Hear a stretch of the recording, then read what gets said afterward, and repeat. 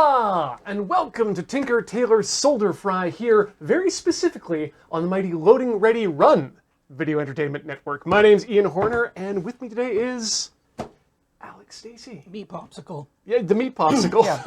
How's it going? I'm doing good Is today. this our first Tinker Tailor of 2020? It is. This is the first, brand new year, brand new set of projects. That's Right a on. lie. Yeah, that's a complete lie. Yeah, In there's fact, that's a great setup because, yeah, Oh, you got it's some. such a lie. Well, as you know, this is the Let's Try program here on the network, and we do projects. We do stuff that we want to work out. Sometimes we've done it before. Sometimes we've never even come up with it as a thing that we could do in the first place. So you're mining Bitcoin today? Like, I mean, yeah. the manual way. Oh yeah. So I've got all these hard drives, and on one of them is $10,000. I got a big pile of garbage here. Oh, this one has write errors from 2019. Hey, this was for my streaming PC, and then it was bad. So yeah, big pile of garbage, which turns out has a lot of value in it, in the form of, for me at least, magnets and motors. Ooh, is there any copper in there? There's going to be copper in the traces mostly, but what there is a lot of very high-grade aluminum in the casings themselves. So yeah, we're going to strip this down for whatever's valuable for myself and you. And Awesome. And what are you working on today, Alex? This box. That box. No, the contents of it. Before I open this, I just want to let people guess what's in here. Okay, well. It's not going to be maybe quite as exciting as you would hope. Because it's nothing dangerous. Yeah, it's definitely not radioactive, because that's... Well, I mean, everything's radioactive. Plastic blocks some alpha waves, I think. Can I lift the box? Yeah. Okay, let's give it a go. Okay, so that's not too heavy. Yeah. So... So the reason I brought this in is my dad just had his 65th birthday yesterday. Oh, congratulations to him. And this is actually a project for him. Oh, and he'll never watch this program, so... It doesn't matter. He knows what it is because Okay. he supplied me the pieces. This is the BATM heavy engineering vehicle. From that show we like. Chernobyl? Yeah. Yeah. And I assume ostensibly the place. Yeah, so the reason I brought it on today is I haven't touched this project in a while, and I want to find out where I'm at. Oh my god. Oh, this is... Here we go. 1 second. Oh, there you go. Come on. Come on. That's the one. This is always the best part of any project is where the hell are we on in the process? So I've got all the components here, and I'm just going to pull them out and look at all my notes and photos and so forth, and figure out where I'm at. Batma heavy. Yeah, so this, just brief history on this actual vehicle and then on this kit. This was, the Russians took, I think it was a T-34, and they ripped the tank off, turned it backwards and put a truck cab on it and called it a truck. I love it. Yeah, okay. And then they retrofitted it with like a dozer blade and a crane and some other stuff. So this kit is actually 3 kits. It's this piece of paper I'm holding here is the add-on kit to this one. Oh, this is a kit bash kit. Kind of, but yeah, mostly. So this is the base kit is the ATT Prime Mover, which is, as I described, a tank that became a truck. And then this from Panzer Shop is the aftermarket resin parts to turn it into the BATM. And then, because you know how complicated something gets just by making the simple decision to like open the hood a little bit? Yes. This is the radiator resin cast, also from Panzer Shop. Right. Because the interesting thing about this vehicle is under the hood isn't an engine. The engine's way down in the hull. Under the hood is just this huge radiator. Because they call it a truck, but it's not a tank. And they called it a truck. A truck! Anyway, let me get these parts out and we can start looking at where we're at. Well, that leaves me, I guess, to grab my grab my bits. Don't worry, they're contained. I hit my mic, so rip no. everybody. Did you? Then I guess I have 2 questions for you. What's that? Would it be better to move your mic higher on your apron? No, it would be better if I just didn't punch it. Yes, but you've actually swept it a few times. Have I? With all the papers and stuff. Oh, I'm very sorry. Just so you know. And then, do you guys need a work surface? I could use one.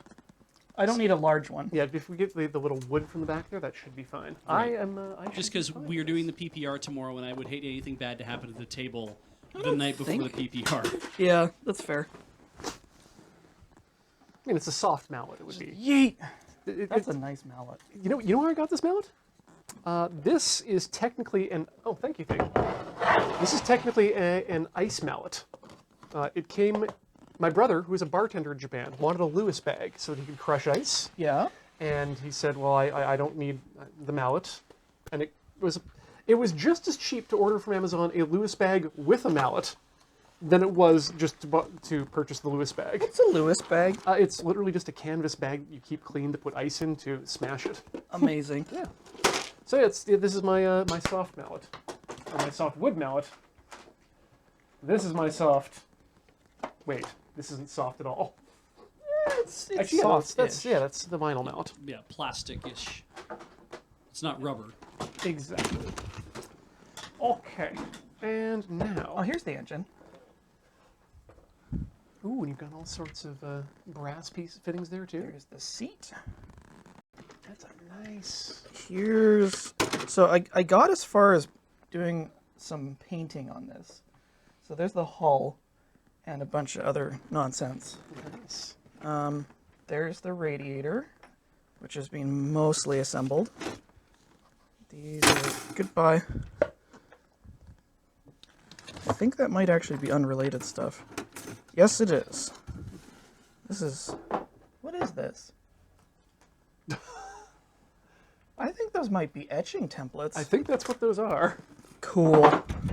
Very cool. This starts by separating these hard drives by model, or by make at least. Oh, I get to tell you about some of what's happened along the way working on this kit. So you see this? Yeah. The kit and the resin aftermarket part, they both came with the flatbed. And I got this most of the way assembled, and then realized it's like, I don't remember the exact reason, but I was like, this sucks, and I don't think I should use this one. I should use the one that came with the kit. And so I did. But the only, and I had to look this up through photo reference, the only part that was like really noticeably different was this section, which I cut out and grafted in place. Hey, nice. So, oh, also I just realized, wow, that surface is super crazed because I had to put debonder on here because I, like an idiot, I glued the cab on before the seat. Uh-oh. And the seat won't go in that way, so I'm gonna have to very gently persuade this out. Barracuda. Ooh, barracuda. So these drives are a mix of my own personal dead drives and dead drives from that have been collecting around the office here. The drives became dead. Yeah, this one sure did. 866 offline unreadable pending sectors, 28 offline unreadable sectors, Oh, and the warranty expired in June 26th of 2018. yeah, that's fine. That's a Western Digital blue. Wood blue. Okay, so where are we at? No, I'm not responsible for the death of any of these drives myself. The drives just became dead by purposes of... Death occurred. Yeah, probably through, I'm going to guess, heat and time. Entropy, really, that's what I'm looking for. That's an interesting distribution. Ooh, and for fun, we've got ourselves an IDE drive. Neat. Those are old. Oh. Okay, so let's start with this one here, which is a SATA drive. This one is this is my only dead Hitachi so far. And this one was do not cover any drive holes. Oops. Good advice. Good advice for most people. This is You know, I wish I'd brought by the drive that I found in the parking lot, because there was a PC tower that had a bunch of parts in it. I scored a perfectly good DVD drive out of it, nice. which I was really stoked about. But the hard drive was in there. I was like, oh, interesting. But the previous owner had at least been smart enough to do something about it. I know this because they had drilled a series of like 1/4-inch holes through it. Oh boy. Be like, your data's safe. Safely disposed of. Did that? Yes, hello. This is my open source electric screwdriver. Yo, what's up, Doctor Who? How's the firmware on it? The firmware on this one's just fine. How firm is it? Well, I don't have Tetris on it yet, so... I bet you it runs Doom. You know, you did get something recently, though, that Oh. might help you with those loose screws. Did I? Yeah, it's stuck to the side of your roller cart. Oh, heck yeah, we did. From Princess Auto. Ooh! Marvelous Princess Yes. Auto. It's magnetic.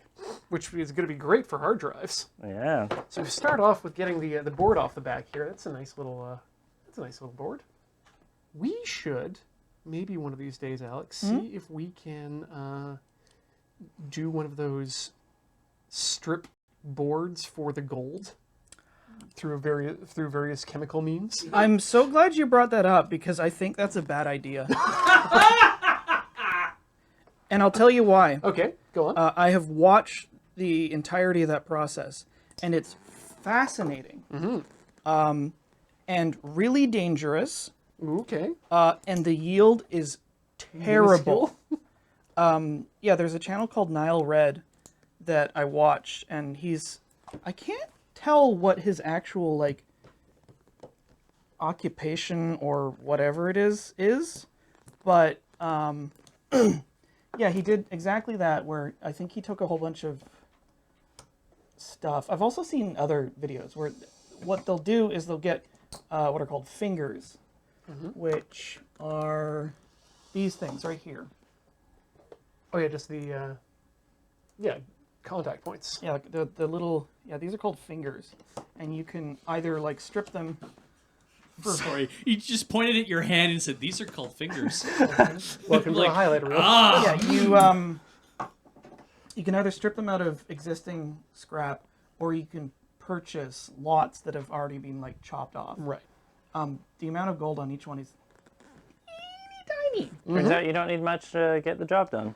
But the key is, over a course of a large amount of these things, You'd have enough to do what? nothing. Yeah, like If we actually got enough to build an entire or to buy a hard, I'd be surprised if we got enough to buy a hard drive. Probably do better if you just filtered a bunch of bottles of Goldschlager. yeah. So like we're talking about amounts of gold that like would be almost difficult to see, much less turn a profit. And getting them back into gold out of solution You're is... using nitric acid and hydrochloric acid, and you have to use a fume hood because there's like, you know, that orange smoke that comes off of stuff in like nitric reactions, I think. Yep. Yeah, the stuff that's like, oh, I can see that's gonna kill me. You know, it's like the movie, like, it's real bad. I think it's a very cool process that I'm very happy to watch somebody else do. That having been said, there's probably other like precious metal sort of refiney stuff that we could do. Yeah, probably. One thing that I wanted to try was electro-refining copper, which is much safer. Unfortunately, it takes like a month. I mean, is it a month of very closely No, monitored? Or... you set it up. It's pretty easy setup, and then you forget about it. Oh, okay. Well, that's Then we could definitely do that. Because that's lazy. Yeah. Paul has a question. Oh, when you update the firmware on your screwdriver, does it support new screw types? Oh no, that's That would be very. That's what funny, makes though. it open source. yep. I mean, I couldn't. If changing the bit is equivalent to swapping firmware, then yes. Did you flash your driver? Uh, What drivers does it take? I need drivers for my driver. That's silly. No, it's what the firmware does is it just adds different torque modes. Like pulse. Like act as an impact driver. That would be cool. I don't think so. You can't just go tick, tick, tick, tick, tick, tick, tick. Probably not. No. And I forget how I. Oh, there we go. It starts playing Metroidvania.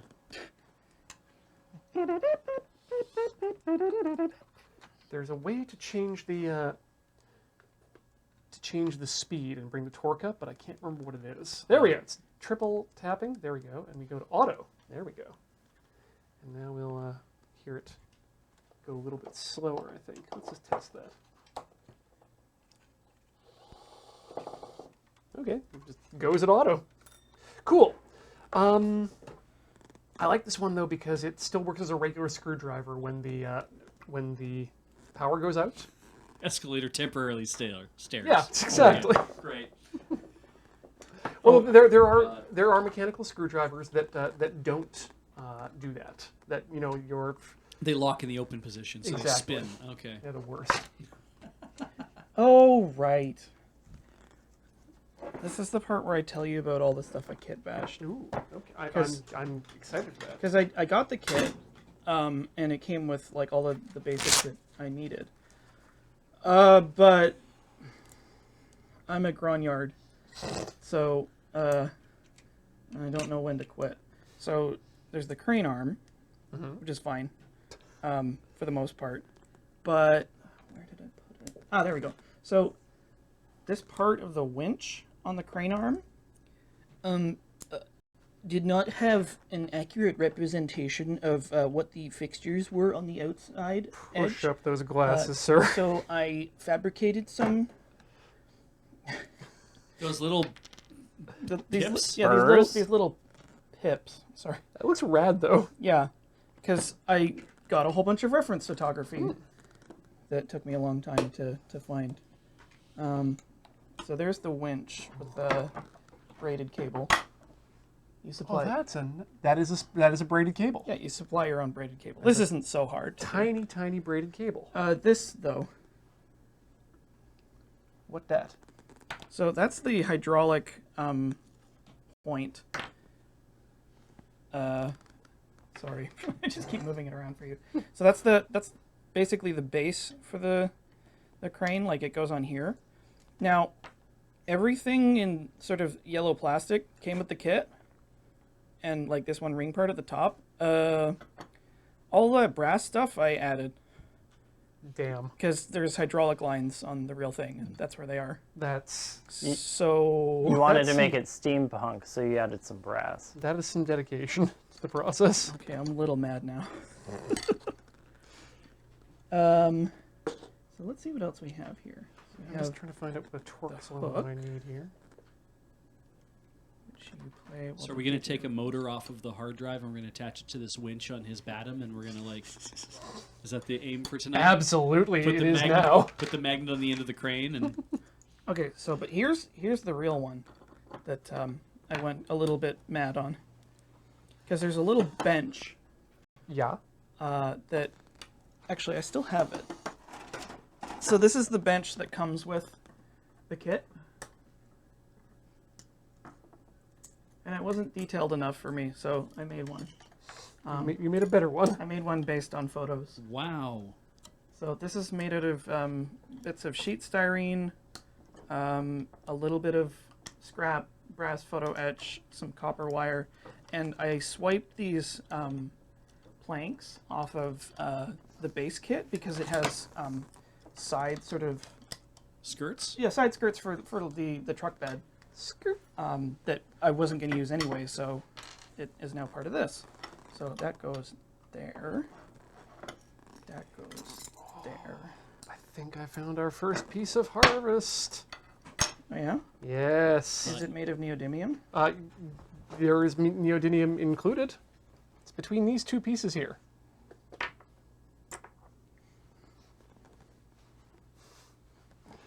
Now, there are a number of ways, apparently, to separate the magnets from these pieces of metal. One of them apparently is you can just put them in the freezer. Actually, The freezer? yeah, that's. Would you mind putting this in the freezer for me? Thank you. 'Cause I'd Oh, like does it to- make them contract? Like, are they pressure fit? Resin, or not resin, or epoxy, I think. But the epoxy changes at a different rate than either the magnet or the metal, and Oh, So okay. it just snaps. it'll just pop off. Uh, Ideally. The chat has asked, what is this make of screwdriver that you have, Ian? Oh, it is from Mini, M-I-N-I, E-Design, Ian drives a Mini, and it is an ES121. ES121. It's been a long time since I've talked about it. I have no idea if we need a bang command for chat to let people know about that, but now everyone knows about that. I think what we do need, Beej, is an affiliate account. Sure. Yeah, I'm down. Okay, so Down to clown with the affiliates. please send your Town. PIN number. Okay, so I'm gonna sort these notes. Oh no, I've done a terrible already. What Ian! do you do that for? I put a fingerprint on this hard drive platator. Oh no. On that black mirror. Yeah, well, funny you should mention that. Not the series, but the mirror-like properties of this. I need to test which type of. Ooh. Oh, wow! This is a single platter drive. Is it? Yes, it is. Neat. Those aren't very common. Okay. So I need to stop it from spinning, and hopefully not die while doing it. Uh-oh. Oh, that's going to be difficult. Yeah, that's okay. Maybe if we go from the other side. What can the other side show us? Could it be left-hand thread? Doubtful, but could. I think it's just set with some Loctite. But What is Loctite? I know that it locks threads up, but is it just like an adhesive? I think it's just an adhesive. It sounded like a type of stone. Yeah. I mean, Loctite and leverite. That Yeah, was so leave it right funny. there. Yeah, leave her right there. So I can't tell if this is a glass one. I think it might be actually. But here you go. Now you get a shaving mirror for in your shower. As in, you can shave with the mirror. It's missing a spot. I've actually been using. That's fine, Alex, because you actually have a blind spot in the dead center of your eye. We all do. We're not cephalopods. We just don't know it. Yeah, we don't ever see You it. just Photoshop it out. So I've separated the instructions from the reference photos, and I've realized that I actually left the resin kit instructions at home, except for one page worth of it, which is fine because like most of it is like I know where it goes. I just want to draw your attention though to this, which was the parts guide. This is how the kit came. Just like this. Yeah, the parts were numbered, not in order. Oh, They were all over the place. just in a big thing, and your job was to to figure out what was what. which number is So which. the first thing I did God. was to figure out what everything was, because like a lot of the pieces were stuck to these resin extrusions, because these are like hand poured as far as I know. Because the thing with resin kits is that you can do really niche like one-off or just like a handful off castings. Right. So exactly the kind of thing that model geeks go for, because it's like, Dragon doesn't make the exact cowling for this vehicle that I want in this era when they change from this material to this material, and so I was forced to fabricate my own. Forced. Yeah, I had no choice. So here's my reference photos. Found the punch.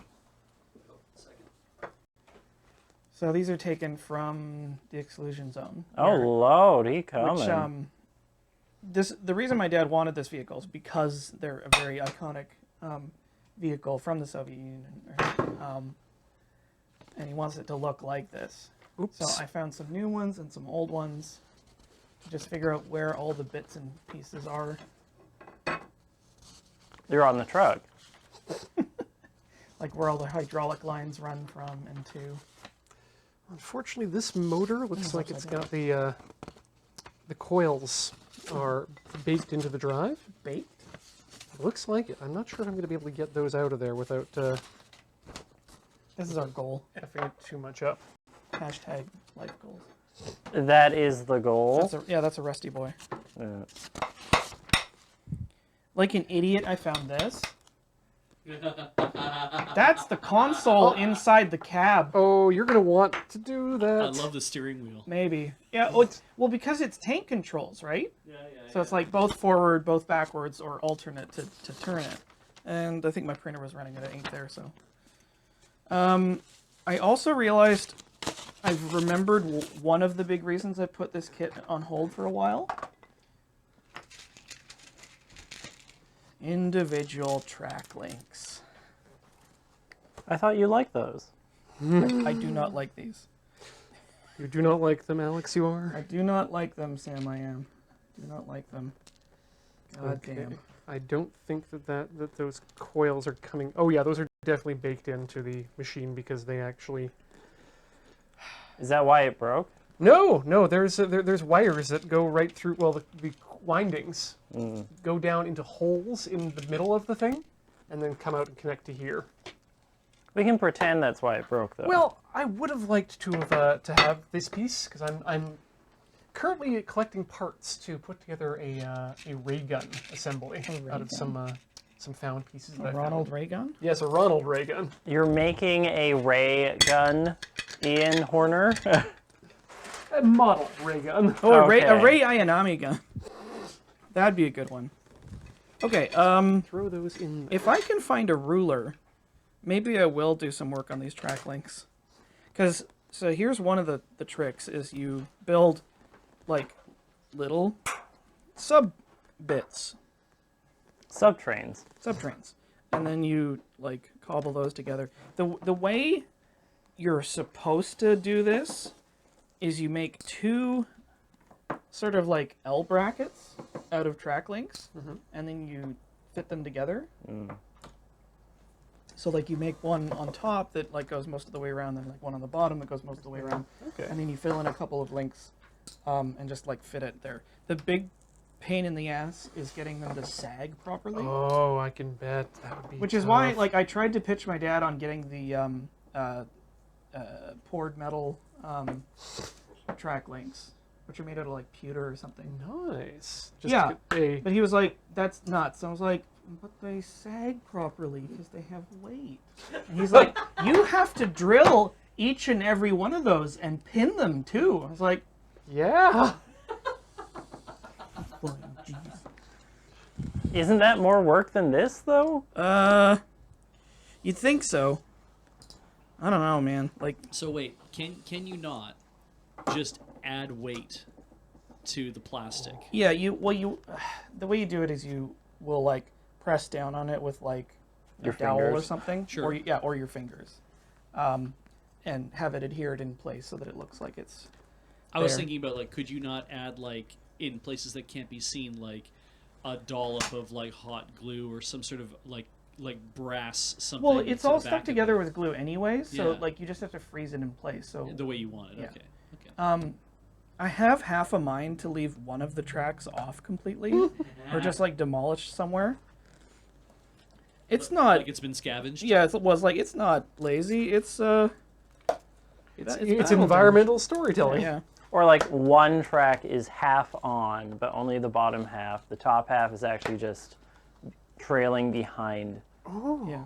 So you know what freaked me out? there was a series of photos taken within the last couple of years of the vehicle graveyard in Chernobyl, and all the vehicles have started disappearing. Uh-oh. Which is Why? more than just like a determined scavenging operation could manage, I think. They're undead. I mean, I don't know if somebody like photoshopped that just to be cheeky, because everything on the internet is fake. So Cheeky Bariki? yeah, You walked into that. it was funny when Twitter was talking about rolling out new changes to allow who can reply to your tweets, which I have a massive rod on for. And somebody was like, "Oh, but they can release this information and have it so that only people who agree with them respond." It's like, yeah, so like normal. Yep. Yeah. It's like it will be marked that it's like, here's what only my friends can reply to and what my friends are saying. And it's like, you should really be taking anything you read on Twitter with just like a bowl of salt. You can just go to animal supply shops or And get a salt lick? yeah, Yeah. that should be enough salt for a lifetime Yeah. for someone of internet weight. Yum yum. Ever tell you I gave my brother a salt lick for Christmas? It was so that he could watch the deer out in the yard, but Okay. Okay. salt. But wrapping a salt lick and putting it under the tree was quite a lot of fun. That is funny. It was also the same year I think I gave him a brass gear in a CD case because he wanted Metal Gear Solid.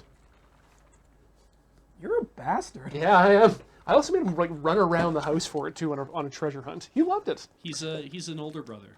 No. Ah, Oh, I'm an old yes. He being me. one of Why are you friends with him, Beej? I'm a good older brother. He's a good older brother. I wish I hadn't read that manga. Saint Young Men, You young men. which is There's getting no a need which to- is getting an English release. The manga. Finally. I'm not familiar with that one. Oh, it's Hooray! But Beej, you sound It's ecstatic. taken forever. I feel like you would enjoy Saint Young Men. It's the story of Buddha and Jesus.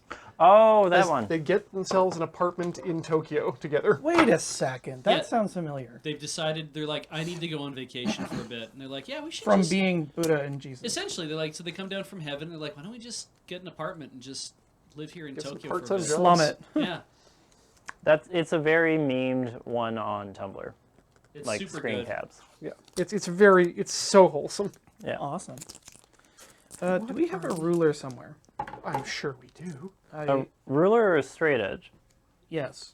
I think we have that metal ruler. Do you need to measure something or make No, a straight I line? need to make a straight line. Okay. So, like, a ruler would help. Oh.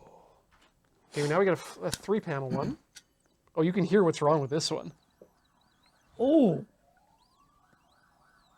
Yeah, that's... you do not let the armatures touch. Thank you. Okay, how do we want to... Oh, here comes Sting. Let's see. Yeah. Yee! Yeah, that's the one. Perfect. Oh, okay. Don't be a square, man. It's hip to be square. Here, there, and everywhere.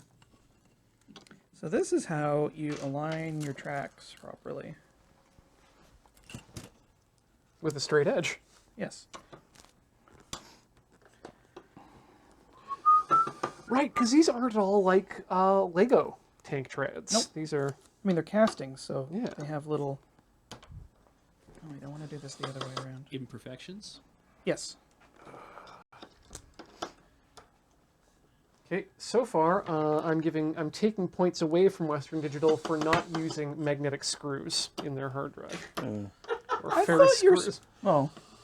Wait. So they've gone from a 9 out of 10 to an 8 out of 10? If you're worried about magnets, getting a magnet near your hard drives, these are gigantic magnets.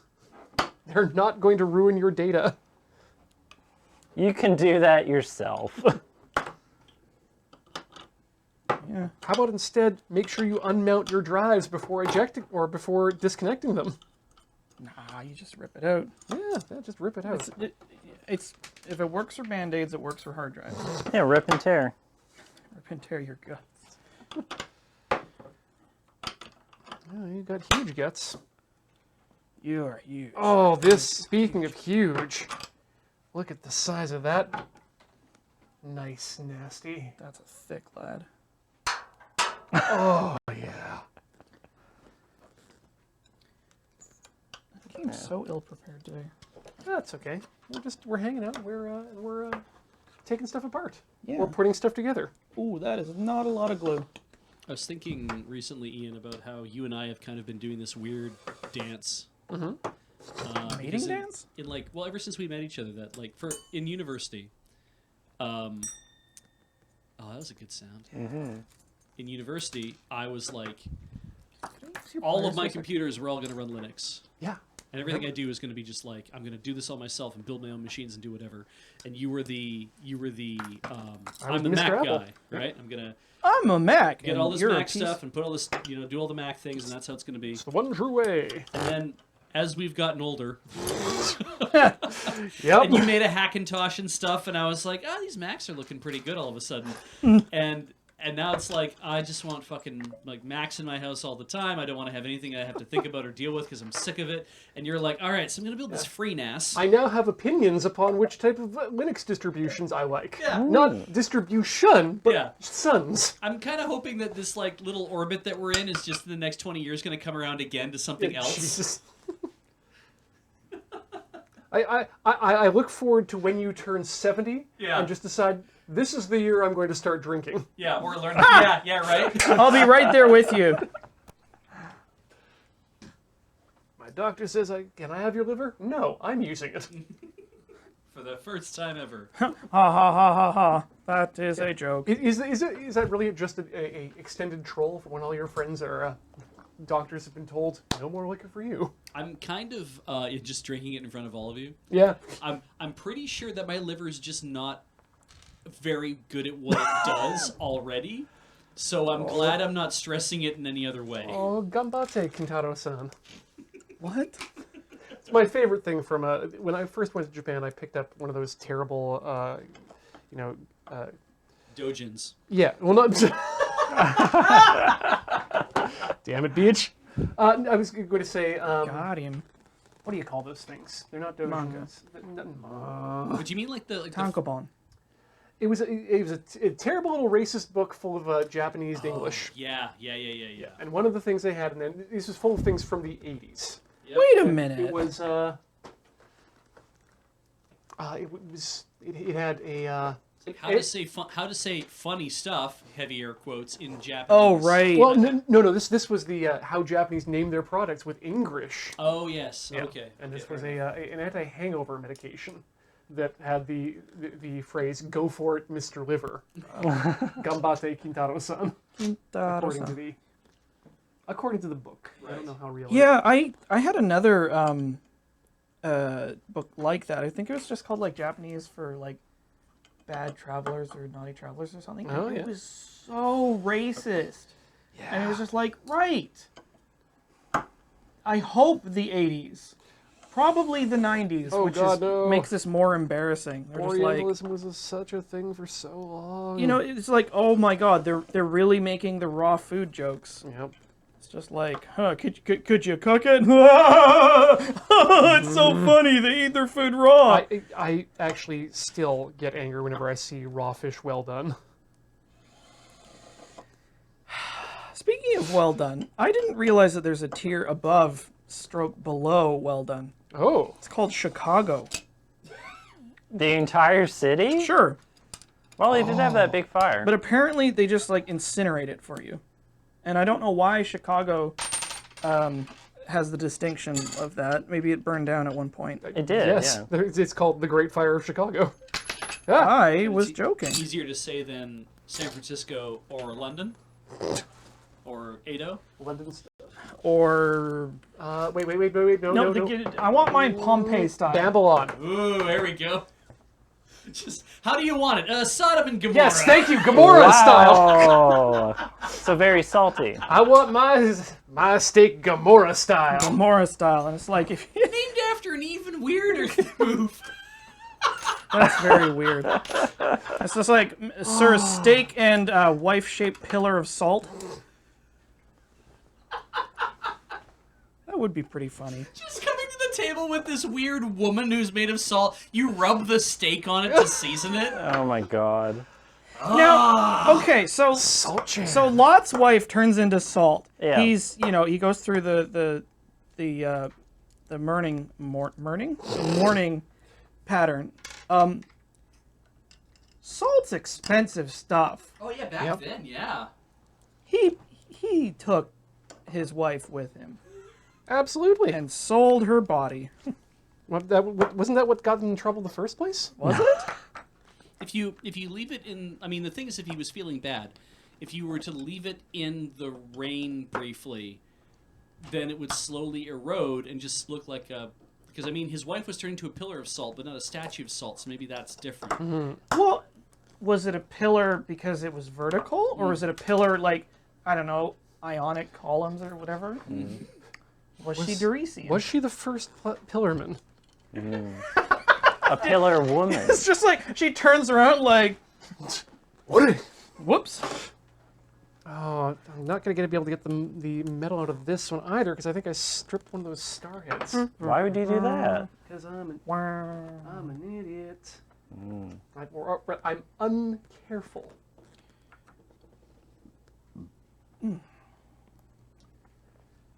Yeah, I'm trying to figure out how best to do this. Maybe? Because I also have to read the crib note on how many links go into the track. Looks like about 200. If it's actually 200. Is that based on anything or is that just a... I'm just feeling, a little spicy and saying 200 today. Yeah, we'd have to drill that one out. So unfortunately, that one's done as well. Which is a shame because I'd love You to get were the bearing out of it. close. Complete track for one side requires 90 links. Look at that. 180 in total, so Oh, wow. That's a good bearing. it's a good bearing bond. It bears repeating that that's a good bearing. 1, 2, 3, 4, 5. I might just keep this one around and try and drill that out Do later. you want to work the legs? Sorry? Do you want to work the legs? Oh, yeah, on definitely. On this MF? Look, I'm about to have a bag full of aluminum casings here in a second, so we can do, it's like a sock full of pennies, but... You got to supply your own knobs. Okay, that was an interesting drive. That one was an old school Western Digital from, I'm going to say, the... Early 2000s. Yes, let's say early 2000s, because it was an IDE drive. How would you rate it from 0 to 10? On a scale of 0 to 10? Using numerals.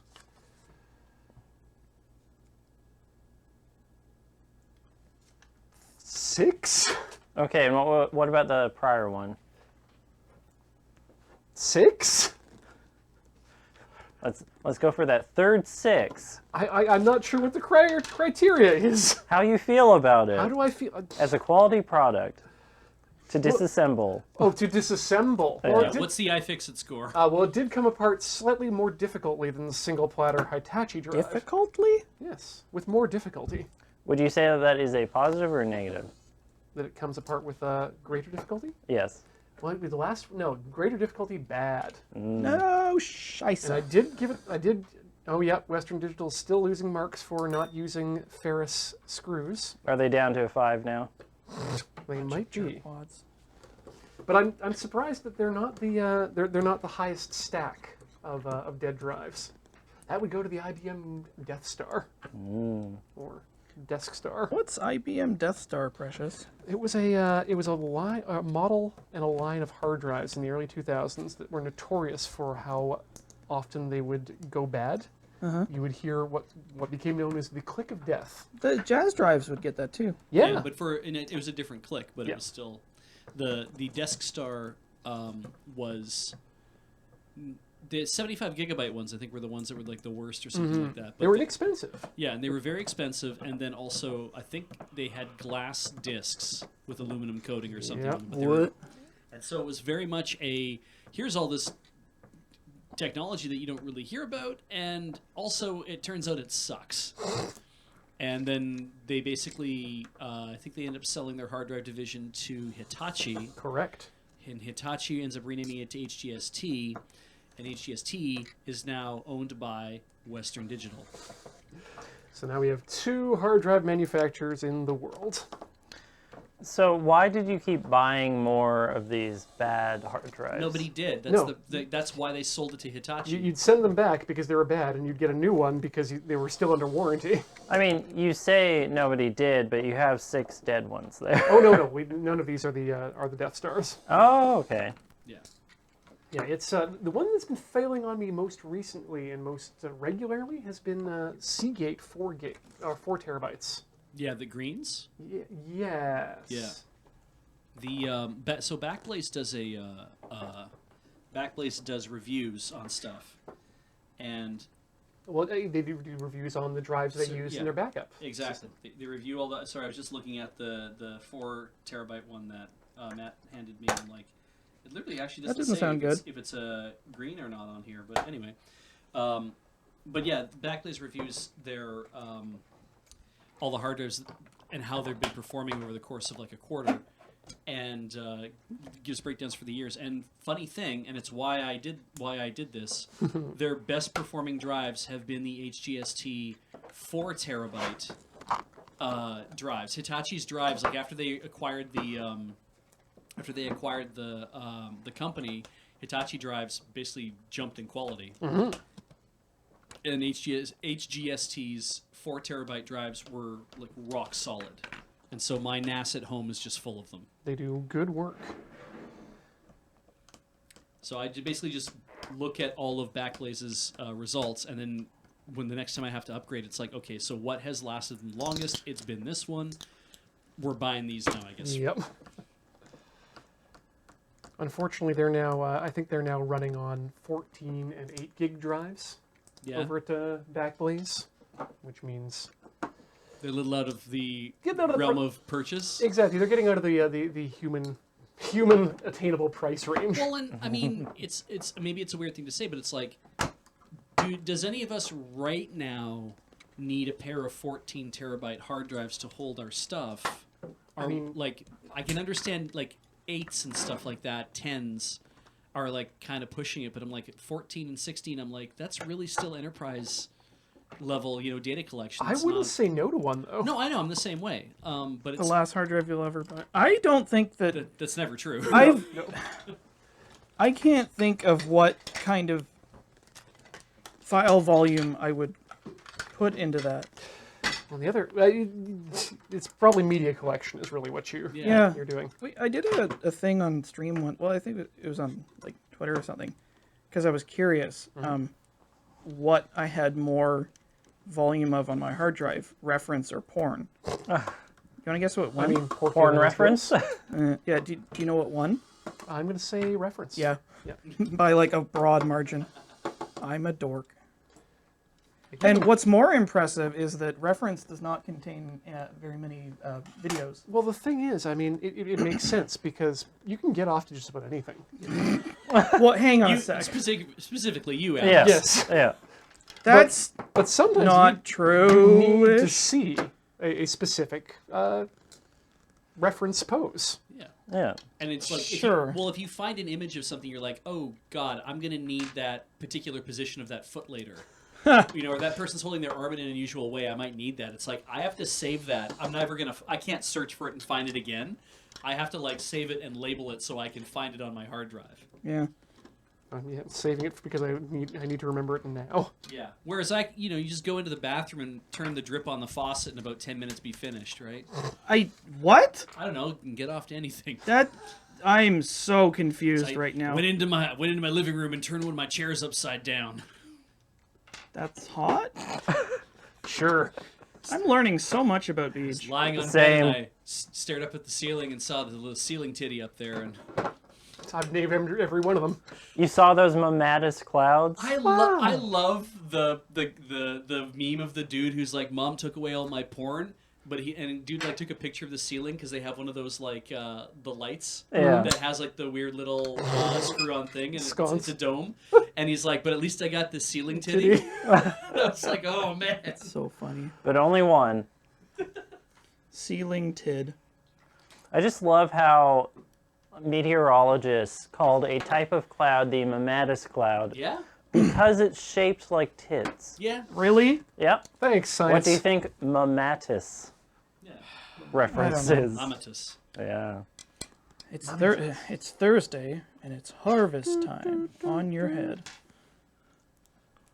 You remember that bit, Beach? No, I don't. It's like, it's Thursday. I'll come home from work, I'll masturbate, and then I'll watch the Montel Williams show. I don't remember this. God, two bad decisions at once. Wow, though, that's really a dated reference. Hey, kids, remember Montel? I don't remember. I do? I think he's still around making TV. I think so, yeah. Daytime TV? I mean, good job if you can get it. And apparently giving George Carlin spank fuel. Ah. No. It's funny because he's dead. I will always regret never having never taking the opportunity to see him live. It's one of the reasons why I'm currently trying to track down James Burke's postal address. Yeah, I mean, it's like anybody who says they have no regrets in life, I think is full of shit. Sorry, I should probably explain that a bit more. No, you did, I believe, in an episode of The Panelists. God.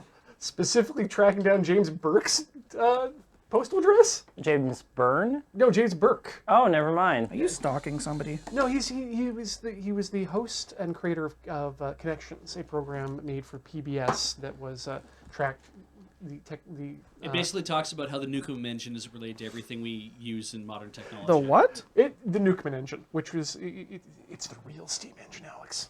I have no idea what that is. It's something that came Prior prior to the Watt engine. Okay. Yeah. but without the Nukeman engine, the Watt engine would probably never have been made. Oh, okay.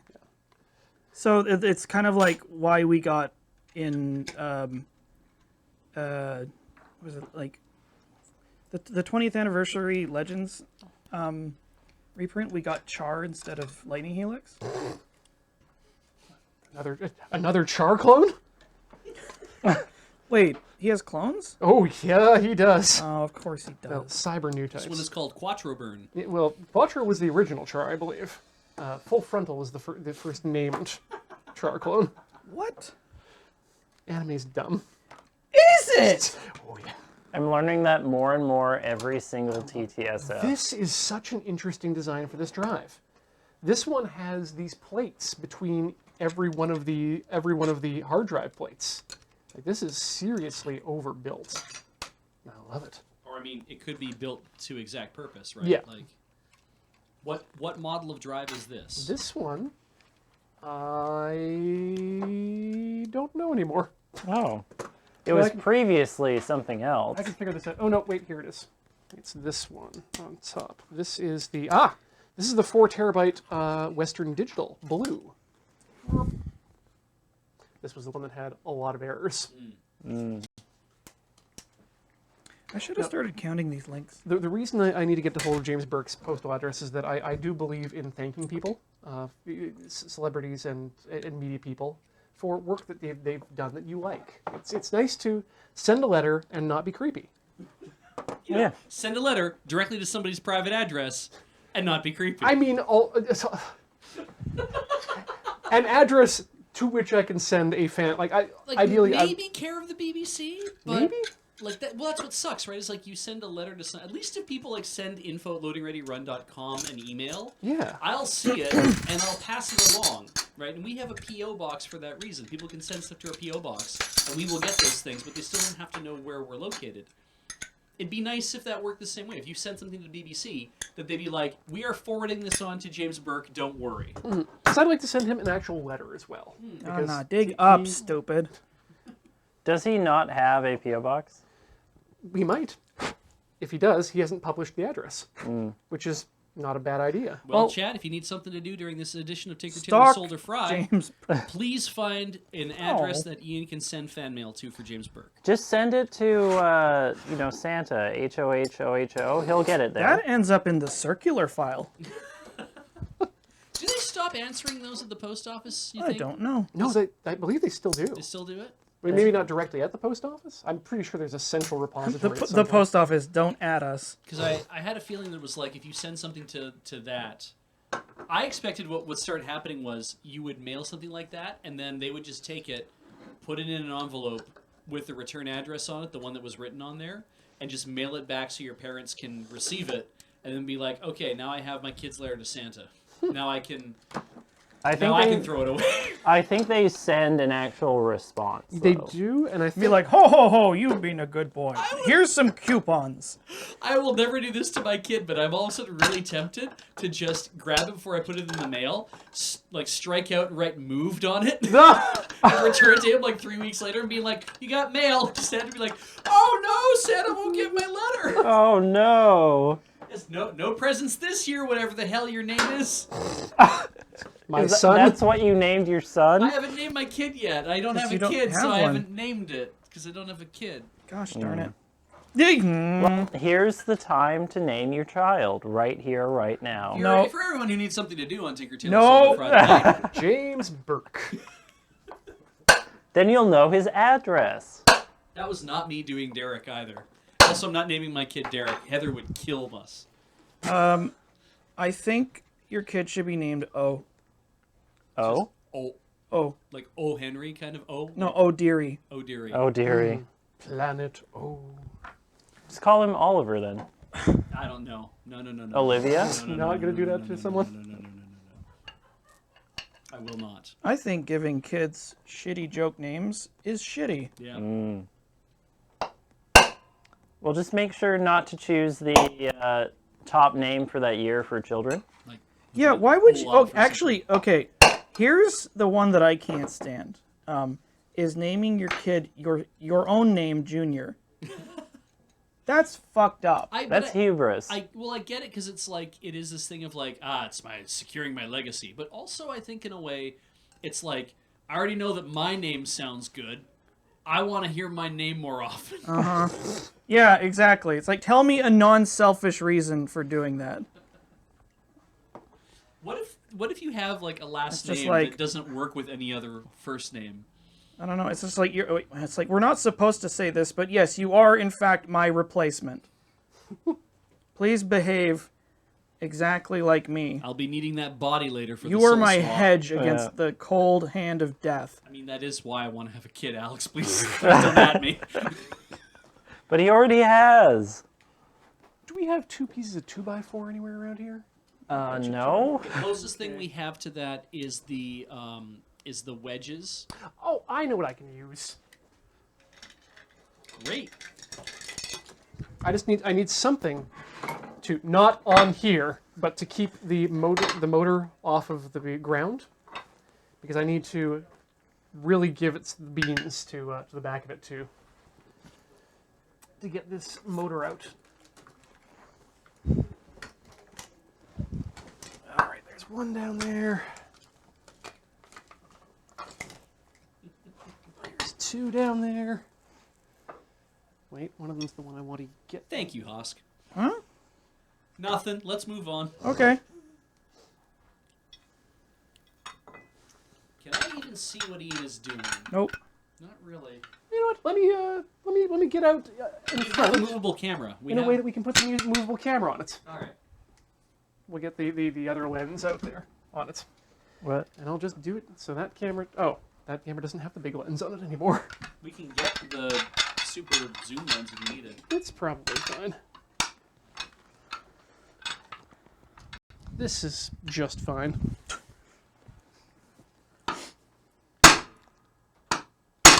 Ow. Mop. Huh. I like that Ian didn't even wait for us to say the camera's on him. He just Yeah, gonna just- start doing stuff. Mop. I don't think that's actually punching it out. You gotta punch out that jam. Oh, we got it! We got her! Hooray! See, I kind of wish we had an arbor press so that this wasn't nearly as loud.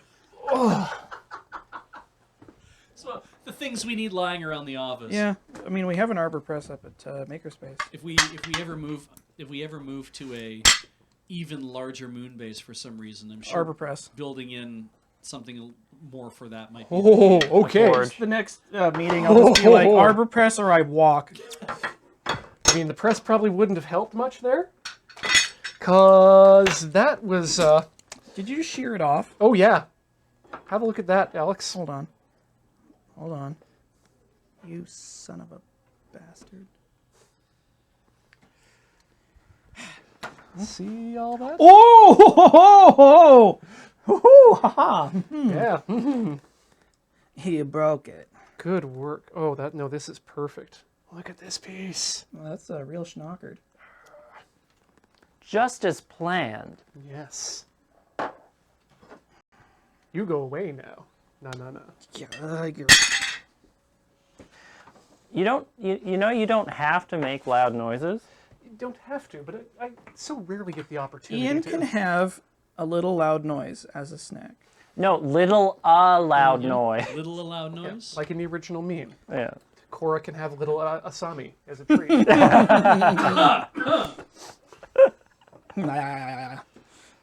Or one I saw recently, Ouroboros can have little Ouroboros as a treat. That's pretty Dang. funny. I like that one. A little bit of Monica as a treat. Fuck, has that been done yet? No, somebody should though. Yep. Whoever's the fastest gets that joke. You're welcome. Oh, only the most timely references. It seems to be an evergreen meme, though, is a little bit of Monica.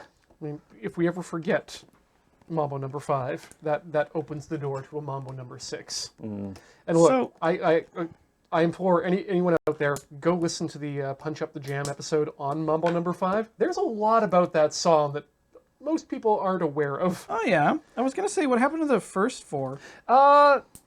Didn't Do they really- exist? Didn't exist. Okay. But also, the numbering is... It has meaning, if I recall. Oh yeah. Yeah. I would hope so. Oh, that is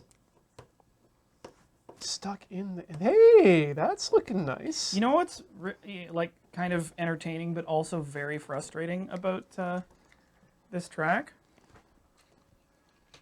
Go on. You'll never see it. Actually, you'll see it a little bit. But it certainly won't be front and center. Anyway, That's what the radiator's for. I think I'm doing a real hack job of this, but yeah, we're getting there. Oh, did we finally get... Oh, Western Digital. Daddy. Nope, still not Ferris. So, 5 on the scale? Yeah, it's Ferris's day off. Are you doing Massive Attack? No, I'm not. Sorry. I mean, unless I was and I wasn't aware of it. Maybe. He's not doing massive attack, he's having a massive attack. I mean, I always think that sounds like the docking music from the Matrix Reloaded. The docking music? Yeah, when they're when they're bringing the ship into dock at the base, Okay. everything's white and there's floating things, screens in the eye, and it's all. I don't remember anything about that movie. You know what else I realized? I never watched episodes 2 and 3 of Star Wars. Like, I was super burned on the first one. I was just like, fuck the rest of this series. Don't. I hate to say it, but I kind of have the same feeling about, whatever the latest one is. Hey. Rise? Right? Is it Rise? Yeah. Yes. Rise of Skywalker. Like, I'll probably go see it at some point just to bookend it. I mean, what I heard was that Disney was like, people had problems with the previous movie, so let's just give them everything they want. I appreciate you using the George Lucas voice for that. That's George Lucas?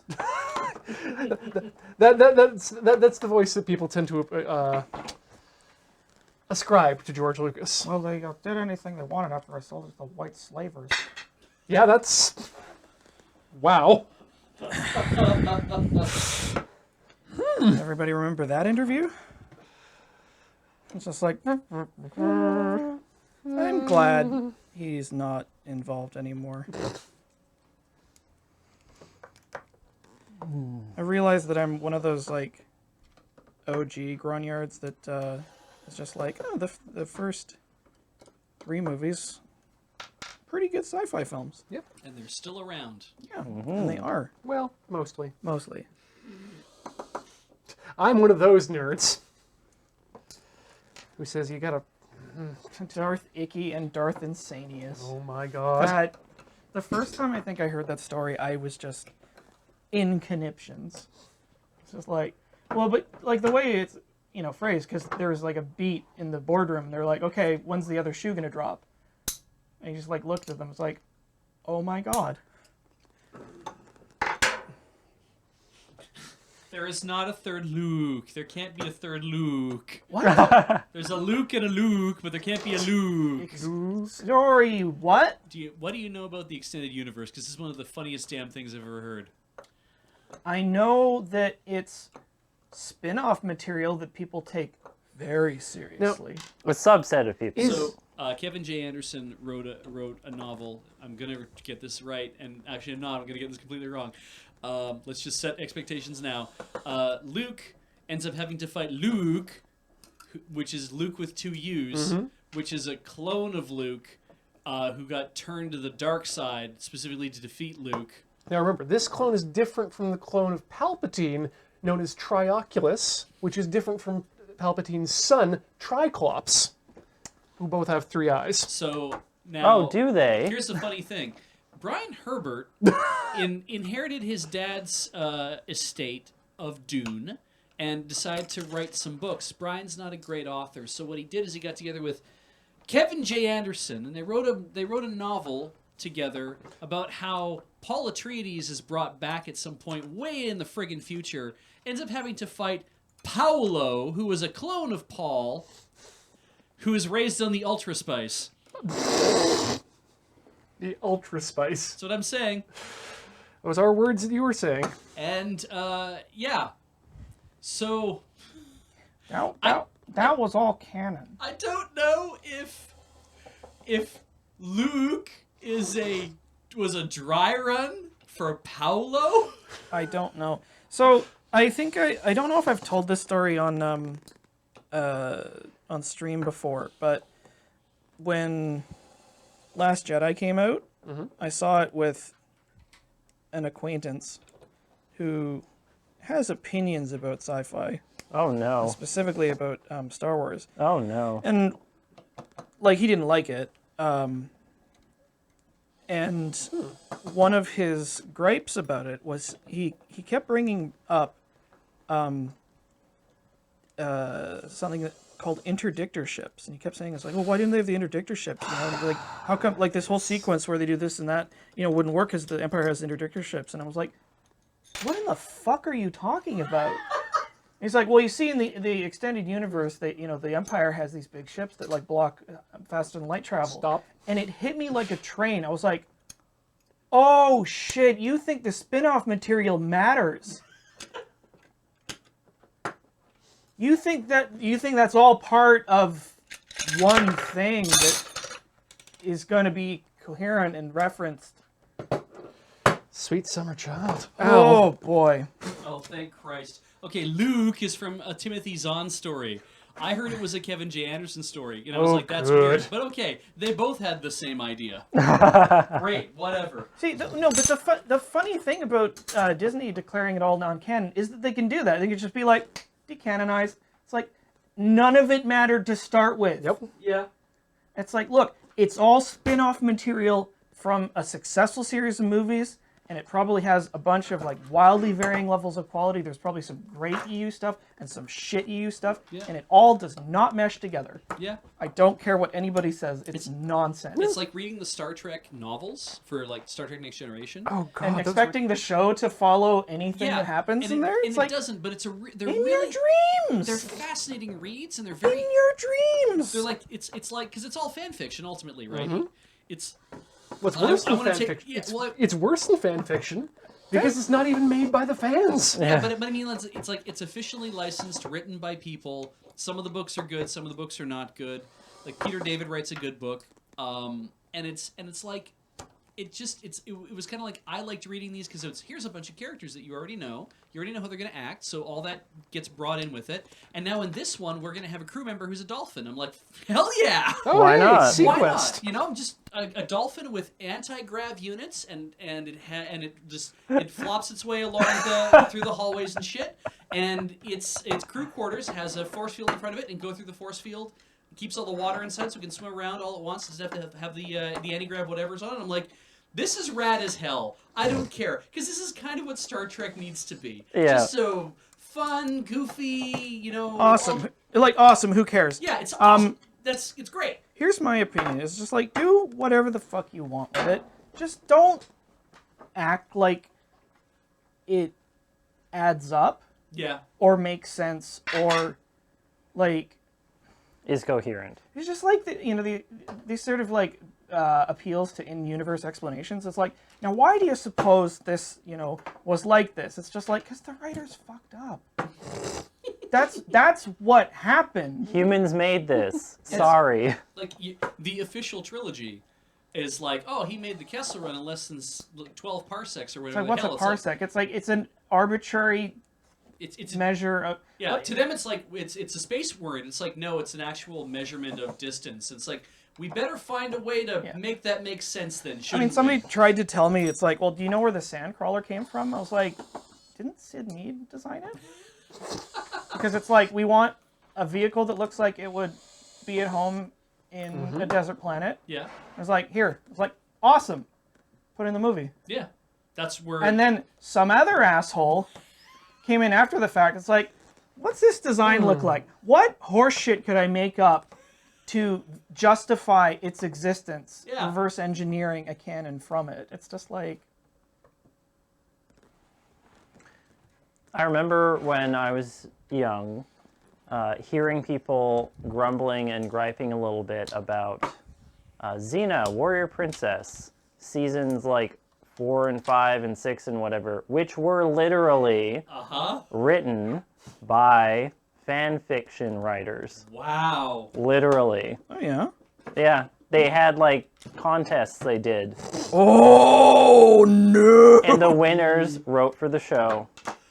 That's actually amazing. kind of like baller. Yeah. If you were like a hardcore fan of the show, how on cloud 9 would you be if you like won that? If that's the way you get paid, you get the job to get paid, then yeah, that's great. Especially if it's like we have a script. You're gonna write like a script, and it's like, but I've never written a script before. It's like, we know.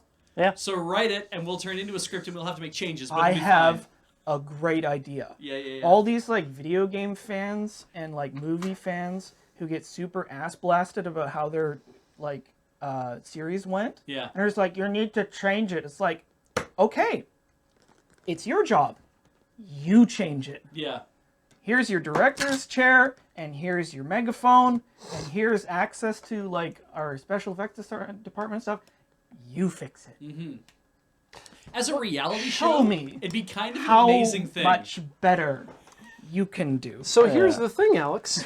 Some people are already doing that. Yep. In Yeah? fact, and I just found out about this other one. So when I did my rewatch of Star Wars, before I still have yet to see the final film, I decided to watch alternative versions for as many as I could. What do you mean alternative versions? So The porn version. Are you watching homeopathic Star Wars? in essence, yes, actually I am, because they currently contain the smallest traces of special edition that I can find. And so the one that I chose to watch for Star Wars was what was called the Silver Screen Edition, made by a team called Negative One. Okay. And it turns out that they've now released a 4K version that they're calling 77 4K. Okay. What it is they got a print, a 35mm print of Star Wars from the 77 release. So Awesome. no special edition, no color correction, everything's original. Oh, McClunky. And they scanned it frame by frame and then restored it frame by frame. No digital noise reduction, just the slightest amount of color correction just to make sure it looks the way it's supposed to on I screen. want to see that. It's very, very good. And the minute it looks different and sounds different than the way that the special editions do too. And the minute you start to see Star Wars as a 70s film, and like really interact with it on the level of a '70s film rather than as a new piece of evergreen work. Yeah. It feels very different, and it feels a lot more fun. That's really wild. Yeah. It's probably what Star Wars lost is the timeliness of it. Well, like, that's part of it. But one of the other, he's not the only one. This Team Negative one. There's also Harmy, who is famous for his despecialized editions, where he took the highest resolution possible. Yeah, I heard about that one. And cut them together. Yeah. Yeah. Yeah, I mean, like, the solitary beef I have with that sort of stuff was that George tried to bury the original. Yeah. It's like, release whatever you want. Like, do anything derivative of your own work. Like, who cares? It's yours. You can do whatever you want. But don't try to erase the existence of history. Yes. Like, you're not allowed to do that. And he's come on record saying, "Oh, there's only one version." Yeah. And it's the most recent version that he's ever put out. That's the only version of Star Wars that exists, Okay. according to me. Oh, Good thing no one cares. Seagate. You're getting docked marks now too for lack of Ferris screws. Do you think that maybe, just maybe, there's a reason why the two largest hard drive manufacturers in the world use non-ferrous screws? I Do you think disassembled one hard drive that had Ferris screws, and I was so happy. How old was that drive? Probably at least 20 years old. Okay.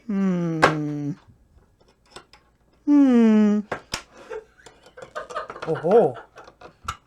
Anyway, Hello. I got myself started on fandom. Why would you do that? I know, right? Yeah, I That's wouldn't the do- mistake. So I've been reading the article from on my breaks at work that Film Crit Hulk put out about Evangelion. I'm so relieved that he stopped with the stupid all caps shtick. Yeah. I don't really follow much of his stuff, but like it was cute for about 5 seconds, and then when he was like, I was like, I'm going to do actual insightful tweeting with cruise control on. It's like, I hate you. And Spawn of I was so happy that Spawn of Foster is starting to see us. Oh boy, we're getting to the death of the artist now. For Well, it's Oh, it's, just like it's plumbing something for everything. It's something that Film Crit Hulk brings up in the yeah, in the thing. But I find that, when you were talking about extended universes and artists being paid to do that, I'm like, what an interesting side glance at the result of Death of the Author.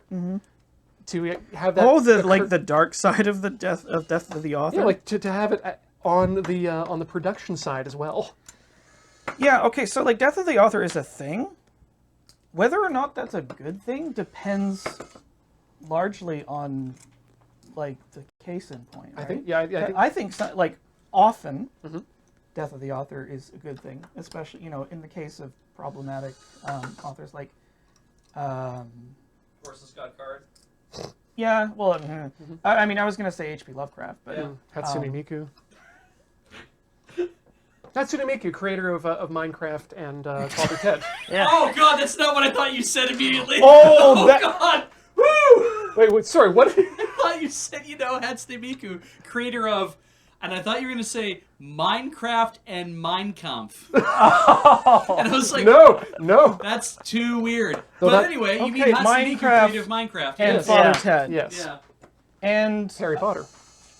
and Harry Potter and Meatloaf's entire back catalog. Yeah. I would do anything Thing for you, but I won't do that. Can you imagine the cover of Bat Out of Hell where she's like, I mean, Alex, she's free to use. You could make well, that hey, album happen. that was not a Weird sentence I phrasing. needed to hear. Weird phrasing, Ian. We're just... She's free to license. License That's not use. better! Just pay a fee and you can do anything you want with her.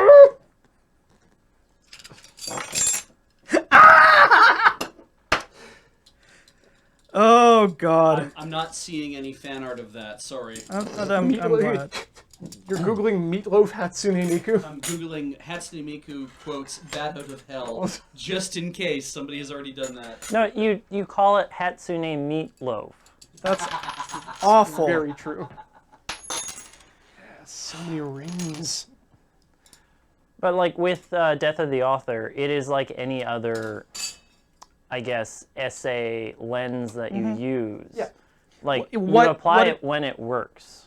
Yeah, and like what you end up seeing. It really depends on what you want to get out of your interaction with the media. Yeah. Like I remember like early Scheisse. in university in English classes having different lenses listed as ways you could approach an essay, and it's like, oh, you could do a feminist lens, you could do a academic lens, you could do a Marxist lens. I just imagine that as like one of those like opticians like eyeglass thing where it's like better, worse, Yeah. better, worse, better, worse. And that's what you're Gayer, doing when straighter, Yeah. gayer, straighter, Yeah. I specifically gay, bring up really gay. That's all right. Okay. I'm specifically bringing up the film Crit Hulk thing on Evangelion because I find it very interesting that he chose to go with the Death of the Author interpretation of that, when I've been finding a lot of interesting takes on Evangelion by looking more into Anno's relationship with the work. I was gonna say like that.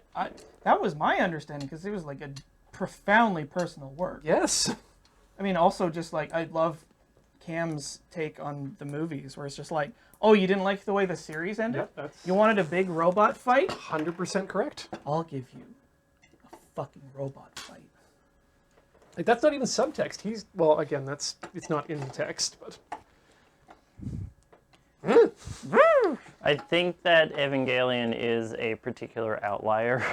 yes. Oh, definitely. 100%. Spiders Anno has over 10 million opie.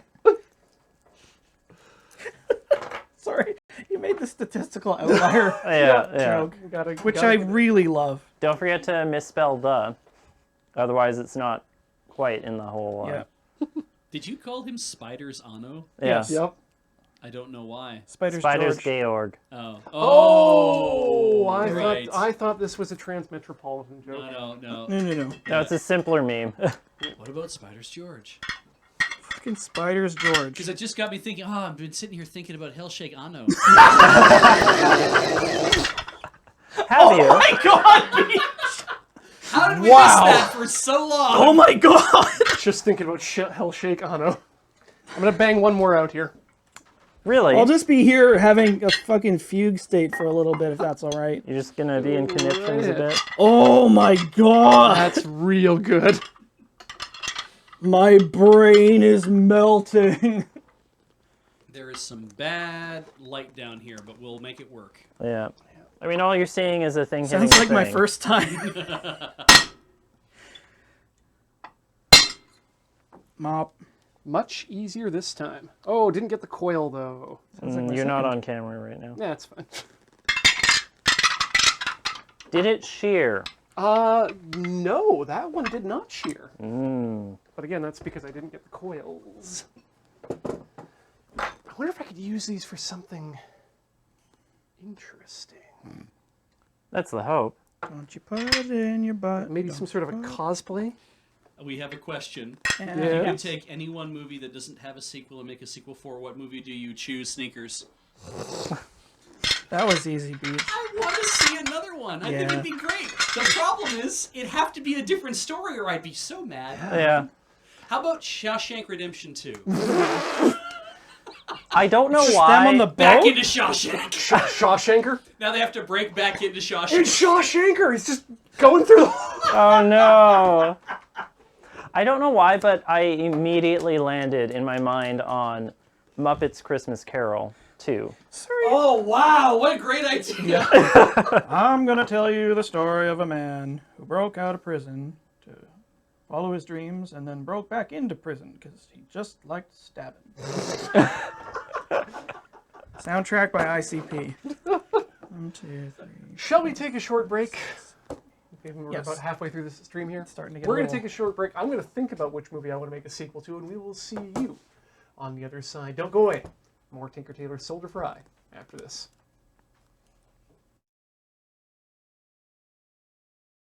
Welcome back, Tinker Tailor Soldier Fry, here on the mighty Loading Ready Run Video Entertainment Network. My name's Ian, and I am joined by Alex Stacy, Hey, what's up? who is currently doing some stuff. Pissicles. Doing some physical stuff. This was the magnet that I took out of the freezer. The epoxy did not snap from the freezer, but when you bend it, the magnets come off. Ta-da! So I'm going to try bending some other stuff here and releasing the magnets, but as it stands, this is pretty good. You're a regular Bobendum now. Bobendum? Bibendum? Bobendum. Addendum? Bobendum. Addendum. Addendum to Bibendum. There was someone in the chat was suggesting, in terms of Ghibli films, being the films that need a Sequel? need a sequel. No, I will stop you. I don't think they need a sequel, but I do have a theory about Ghibli films that I was talking to Corey about last night. They need a squeakquel? No, my is it? thought. So, and I was talking to Heather with this about this as well on Rhythm Cafe. Yes. And my thought, well, the discussion came up because we were asking the question: is Cagliostro basically a perfect film? It's really good. Like, I'm trying hard, and other than it maybe being just a bit slow in the middle, it's kind of the perfect film. It's really good. Yeah. So the theory is, I think Miyazaki knows this too. And I think every night he says to himself, fuck, I peaked on my first film. And every film, and this is why he keeps retiring and coming back. He's like, okay, this time I got it. This time it'll be better than Cagliostro. That's too sad. Yeah, a little bit. So, Ian, Yes. I have never seen it. Sell it for me.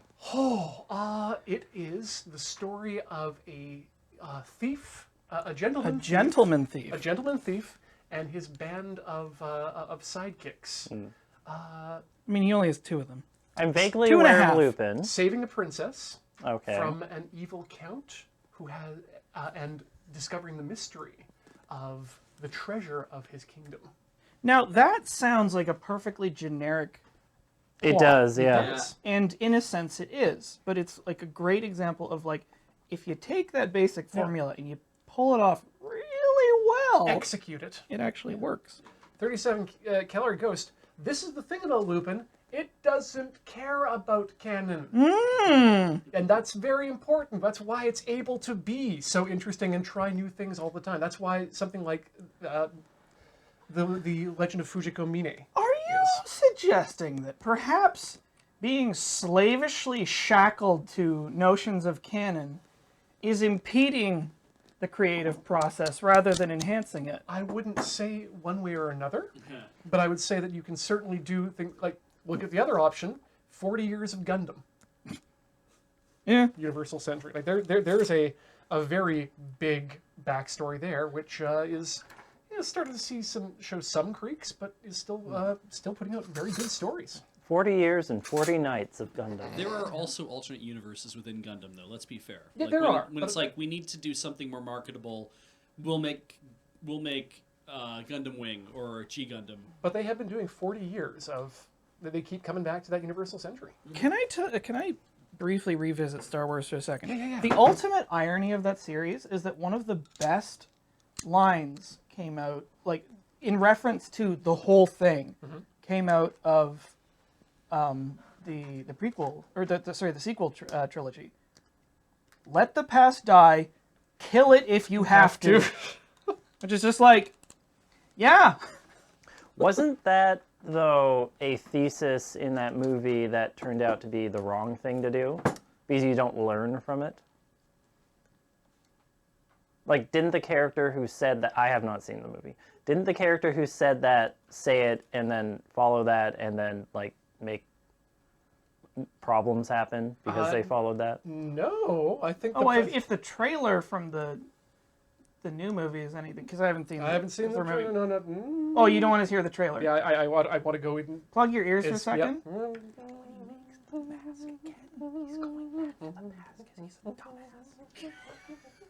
I'm done. That's good. I want to go in full media blackout. I don't care what anyone says about. Oh, studies have said that spoilers don't degrade your enjoyment of things. Studies don't take into account personal engagement. This is Sorry, how would you perform a study on that?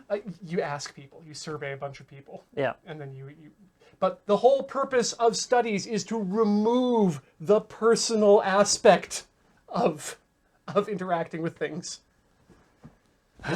But you personally Yes. don't want to be spoiled on certain things. No, because you would it's- rather go in completely blind because Yeah. it's more interesting to you. It's not a case of I want to I want to know about the story beforehand, or I don't want to know about the story beforehand. It's that I want to engage with the music with a media blind the first time because I don't want to be reminded of other things. I want to see the media in its entirety from start to finish the first time, then not saying, "Oh yeah, I remember that spot from the trailers. That was cool." I don't Yep. want that to enter my mind at all. Yeah. You want it to stand on its own as much as Yeah. possible in your mind. So I am so conflicted about spoilers.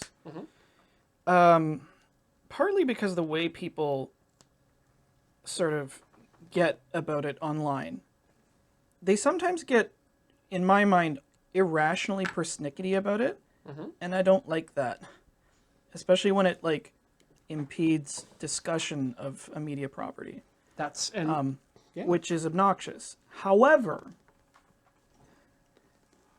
as someone who accidentally looked up who, the character in The Usual Suspects. Oh yes, yeah, Kaiser Soze. Yeah. Yeah. Who halfway through the movie just randomly opened my phone and looked up who Kaiser Soze was. And I was like, I'm a fucking idiot. I'm so stupid. And I did this to myself. And I just blew, because there's some movies that hinge very strongly on like a twist reveal. or a spoiler Yeah. reveal. And not all of them do. No. And it's also down to like people's personal experience whether they want to go in blind or not. It's one of those weird like conflicting access needs. Because like I want to be able to talk about a movie without people getting up my arse. It's very true. And it's, I mean, that's maybe just like another social media thing where it's just like you can't really talk about something in a forum like if you're on Twitter and you're like nobody talk about spoilers, it's like that won't happen. there's a Do you seriously think that no one you follow is going like you? there's a certain amount of personal responsibility dude. Yeah. in terms of curating your own media consumption. Yeah. That said, there is also Let me put it to you this way: yeah. we need more wheelchair ramps. I don't go around expecting every font to be 1,000 point. This is exactly what I was getting to. The aspect of trying to think that spoilers or spoilering text or being mindful of spoilers is actually, in a certain way, an aspect of checking your privilege. Like if you're one of those people who has the time and money to be able to go out and see media properties first day, all the time.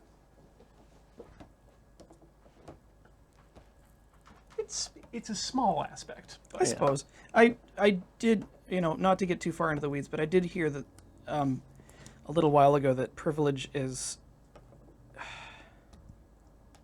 it's an important thing to be aware of, but it's also can become a wedge between people Yeah. rather than having any sort of like useful application. That's kind And it's also definitely like a cudgel to wail on other people over. And it's just like, well, we're not actually getting anywhere. We're just like, it's my turn with the stomping boots. No, it's. I think it's an important concept to be aware of. 6, 7, 8. But yeah, you're exactly right. It can be weaponized. Yeah. The internet will figure out how to weaponize anything. It's just like, you remember the Peeps murders of 2020? And like the thing about spoilers and all that is it feels like every piece of media that people watch has to be good. otherwise some great mistake has been made. Oh, yes. You should allow yourself to not have the perfect viewing experience sometimes, because that just happens, and to not watch the perfect things sometimes, because that happens. Yes. I don't know why that made me think of. Oh. Go on. Good gravy. I'm never going to remember this. It's a film where a couple dudes go on a road trip to wine country because one of them's getting married. Sideways? Yes. Thank you. Wow. I 'Cause- never do that. Yeah, Sorry, I knew it had a caught simple. a little agog here at the desk. Sorry. In fact. Let me try again. James and Oz's Big Wide Adventure. Yeah, okay. Okay, go back to Sideways. Yeah, Sideways, where near the end, the character played by Beardman, what's his name? That Beardman is fine. I'm no Paul help there. Giamatti. Paul Giamatti, thank you.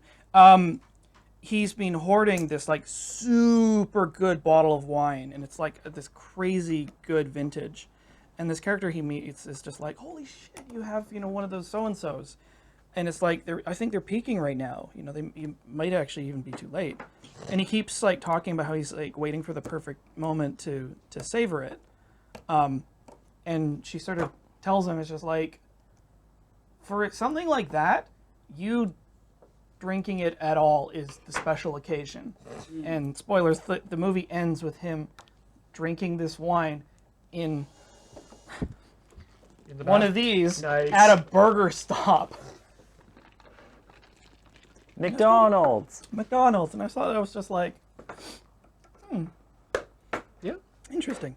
That's a weird movie. I think there's a lot of interesting stuff in it. I didn't watch that film because I heard it was just I was getting into liquor at the time. Yeah. And it just felt like it was riding the train of, oh yes, let's all enjoy Merlots, because now we all know about Merlot because this movie happened. I think the thing for that movie was that Pinot Noir was pushing Merlot out. in that movie. Yes. And then Pinot Noir became incredibly popular as a result. Well, yeah, it's because it was a throwaway joke. You know what it was? It was the same thing as the Szechuan sauce. Yeah. Yes. They did a throwaway joke that was really funny about wine, and it caused all sorts of annoying, dumb stuff because people are fucking awful. Yeah. Do you remember? It's just like, because yeah, the character has a line. It's like, I'm not drinking any fucking Merlot, which is it's just funny. It could have been any wine. Yeah. But- the funny thing is him having a reaction to wine like that. Yeah, like that's the joke.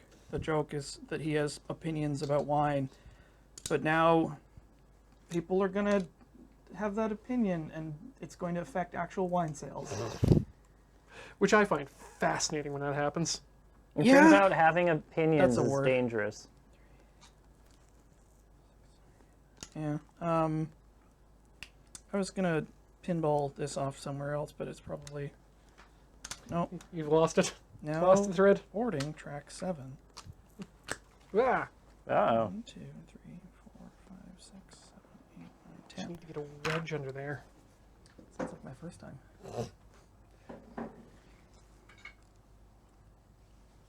That sounds dangerous. Hmm. Actually, that's incredibly dangerous. Getting a wedge under somebody? No. It's What? doing Okay, what those- about one of those like foam wedges where you can recline on it and Oh, it's relaxing? That yeah, would those wedges are fine. be suitable. Like the Liberator? Yeah, that's exactly like the Liberator. Yes, that's exactly what I was going for. Thank There's you. a foam wedge called a Liberator? Yep. See, my context is the like World War II espionage pistol, which has a very different connotation. Oh yeah, no. I mean, that Liberator is definitely an extreme device. Yeah, it was made out of stamped metal, and sometimes the recoil would like pinch your finger or your hand in it, because like it would sort of like clamshell apart. Don't want that. It's not very good. You're supposed to use it once to kill like a Wehrmacht soldier and take his rifle. Ah, okay, yes. Ian, Yeah. would you like to get car nerdy? Yeah, sure. Do you drive a Mini because of Lupin? Do you feel called out right now? Hang on. He's so fucking called out. Sketchy details. Yes, I do drive a Mini because of Loop. Well, I think the Lupin was the first series I saw the Mini properly working in. You mean when it drove up the side of a cliff? That wasn't a mini. That is not a Mini. That confused me for a number of years. Oh, yeah, what is that? That is a Fiat 500. I know what I want now. Yeah. Now, and they're fantastic cars too. And they make a newer one too. Who can tell me which Lupin film Lupin drove a Mini in? The good one. Or rather, it wasn't Lupin. And who for was extra who owned the points, Mini, what actually. color was his jacket? Would have been Zenigata? No. No. Fujiko would never be caught dead driving a mini. No, she just drives motorbikes Yeah. and sometimes Lupin.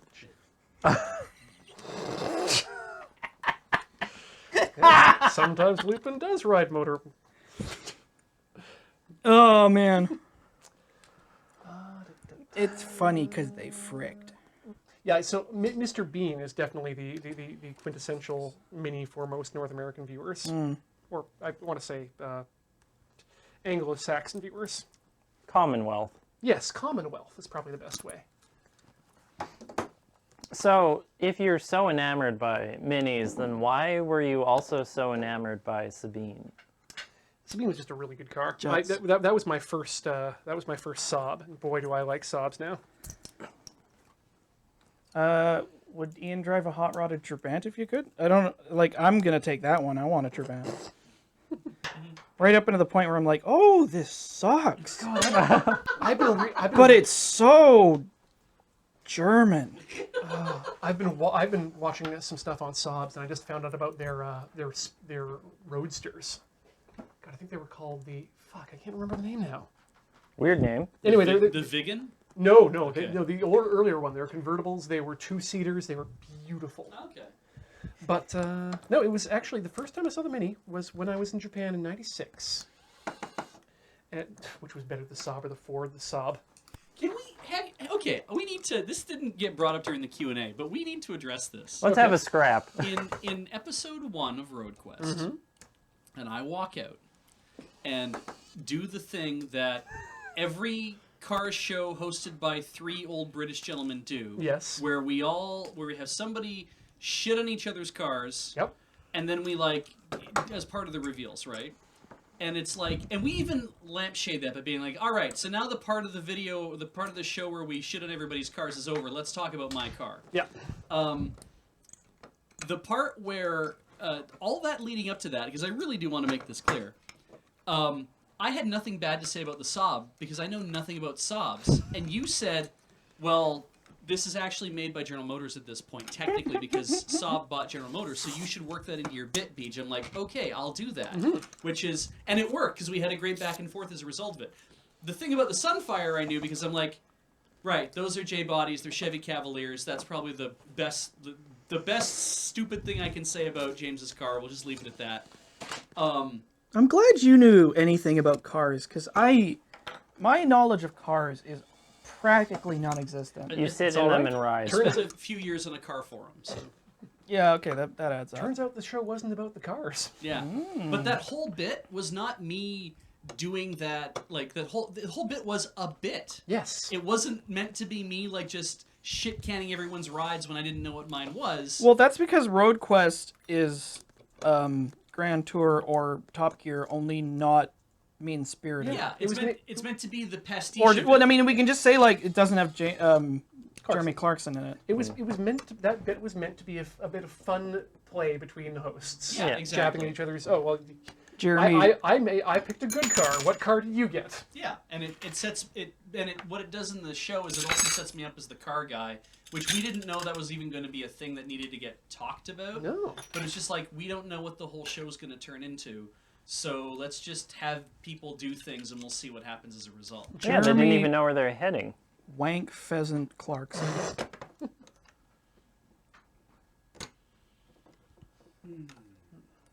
My favorite part about that whole thing was people going to bat for a guy who punched out his producer. Yeah. You know what I like best about that? Was James May not going to bat for him. Yeah, that was really good. When they went up to his door, he's just like, It's like, I like working with him. He did a really stupid thing. can I go now? Also, do you remember when Richard Hammond almost died? At which time? The Rocket time. Yes. And he went on the show and was just like, I'm going to talk about this and let's never bring it up again. And he repeatedly brought it up throughout the show. It was terrible. I like Hammy. Tag yourself. Ham. Ham. I don't think anyone got the answer correct. The Lupin the Third movie, where the Austin Mini appears, it is driven by Fujiko. Really? Yep. I see. And it is The Mystery of Mamo. Oh, right. Yep. Okay, but what color is Lupin's jacket? Pink. You don't want to do this, Matt. You don't want to do this with Ian because he's going to be right every time. I mean, I said the good one, so I'm correct here, right? They're all good. They're all good Lupins, bro. Yep. See, I'm right. 11 out of 10 Lupin. 10 would Lupin again. I was reading an article very recently about someone who was suggesting that the Tale of Fujiko Mine is the best anime of the decade. And in a way, to their thesis, that it was a reimagining of a long-running series, longer than Gundam even, in a new and interesting way that completely destroys the normal male take on power stories over women. Was just very good.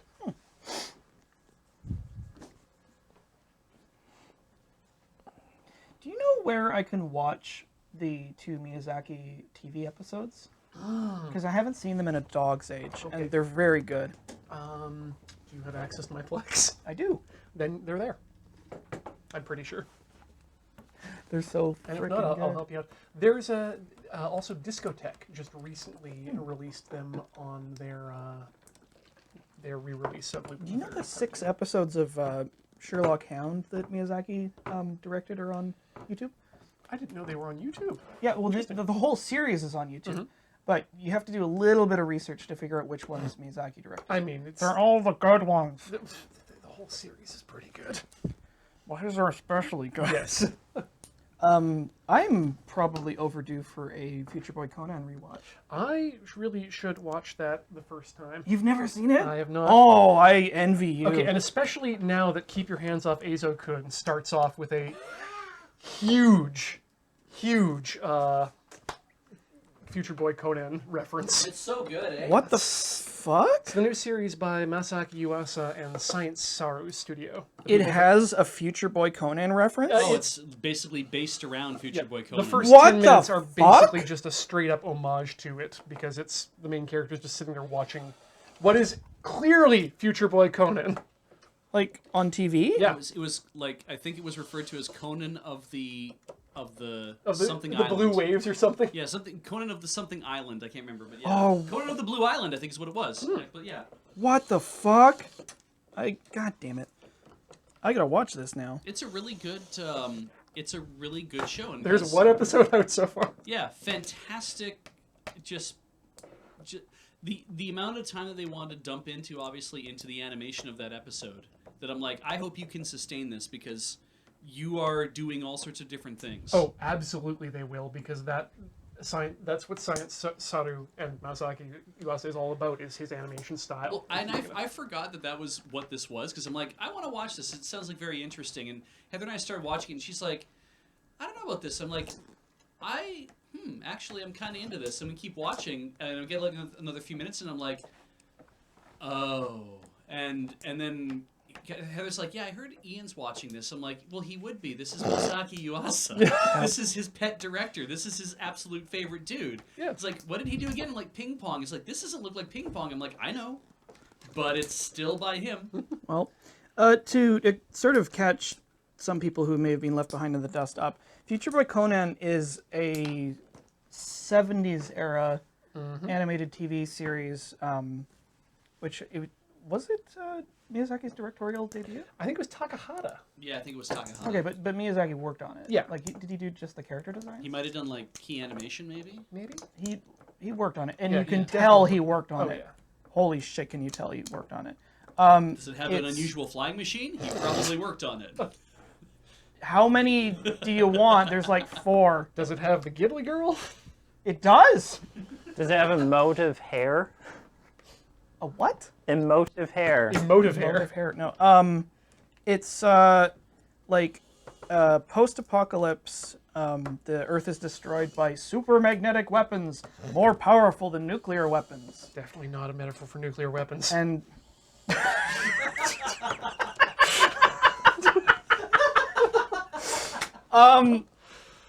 in the opening credits, it shows you this whole sequence of like everything blowing up, and this team of space people, like spacemen, wannabe spacemen, try to escape the Earth in a rocket ship, and they get hit by meteorites. They don't make it out of orbit. They crash land on this island, and they live there.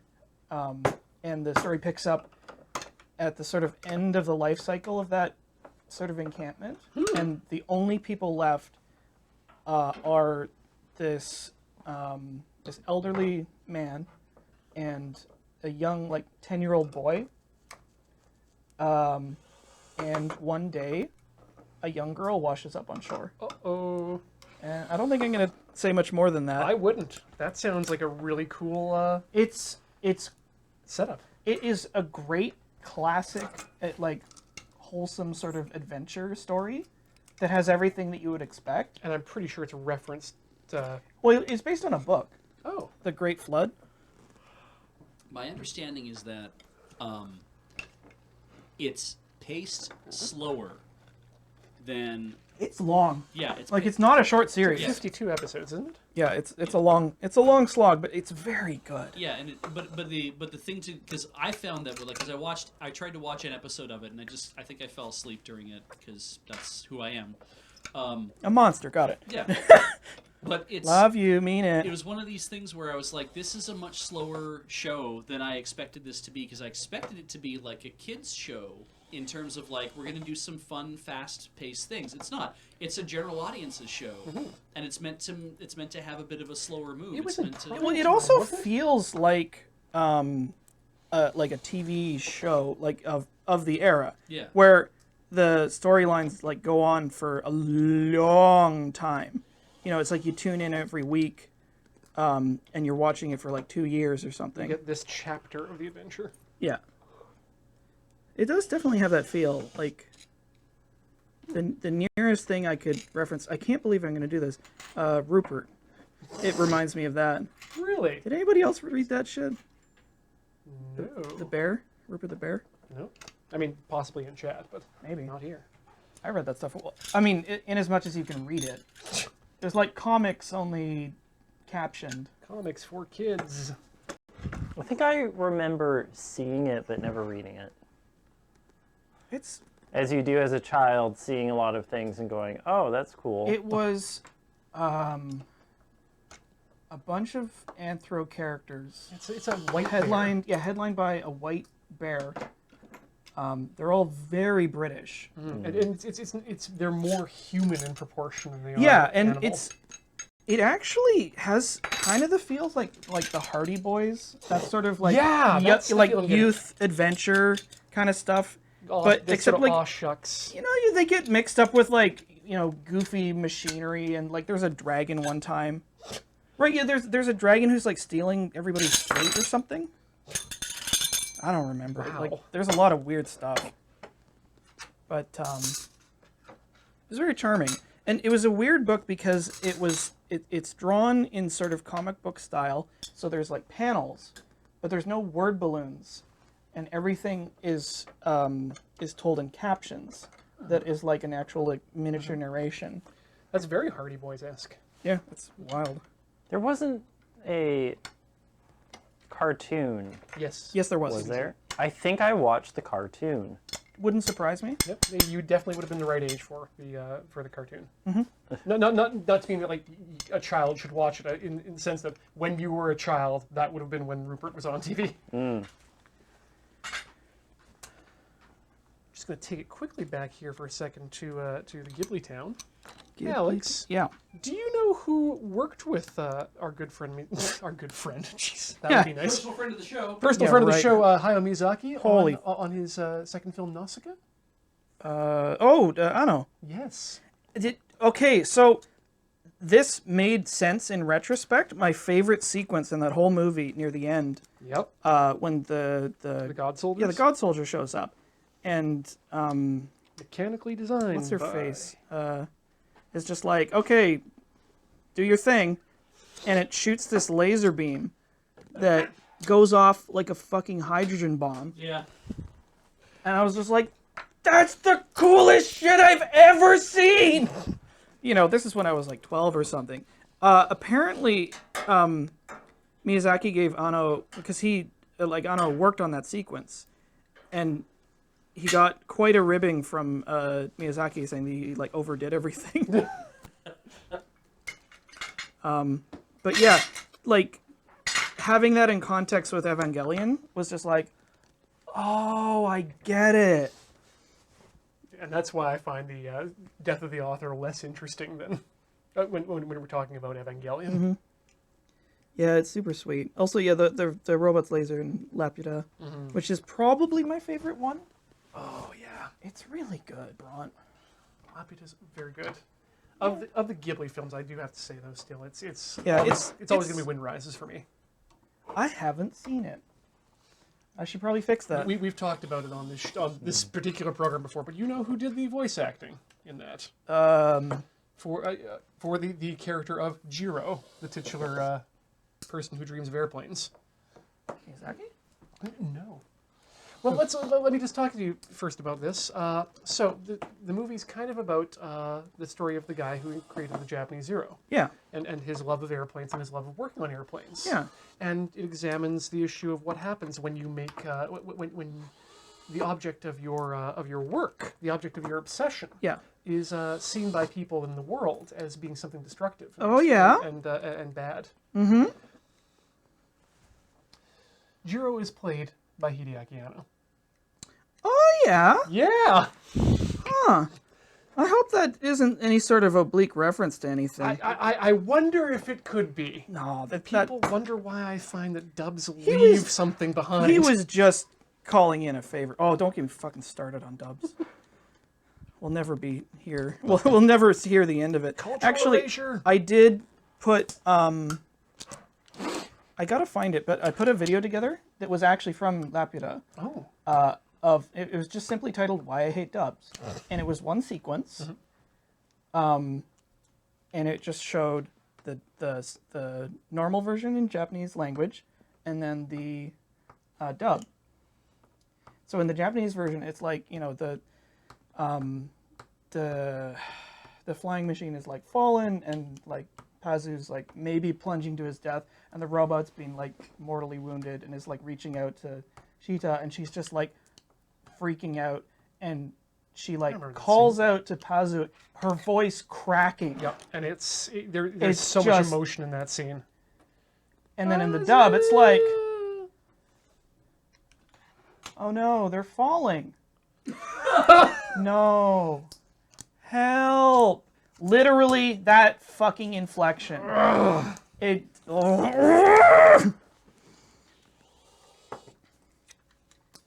Good times all around.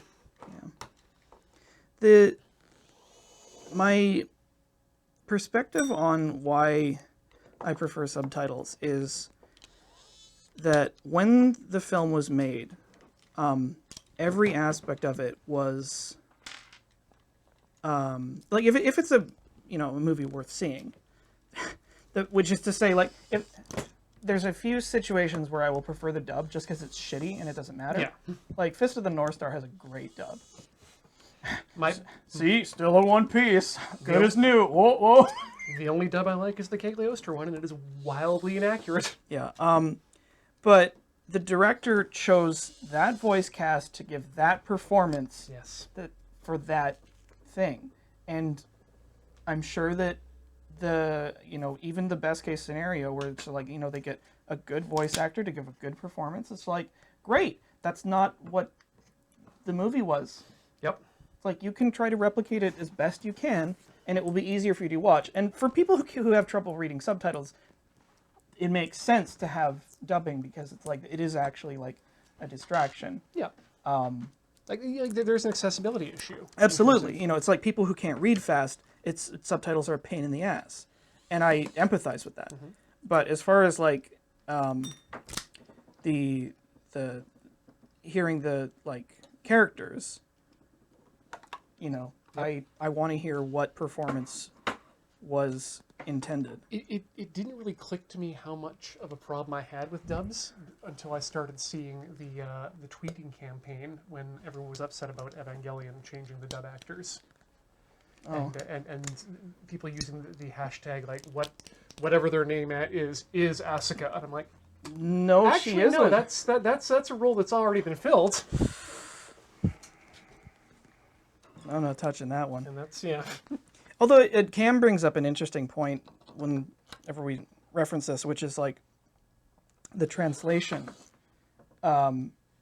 is technically speaking a step removed. Yes. I think that's more digestible to me because it's like it's not going to have the exact kind of.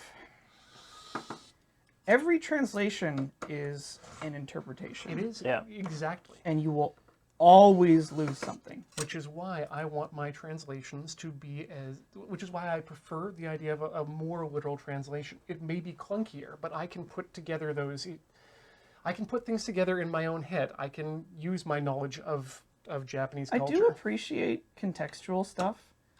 Sometimes, like, it doesn't always work where you can't put like a big column of text at the top explaining the exact, like, this pun is, you know, because God, the Japanese love puns.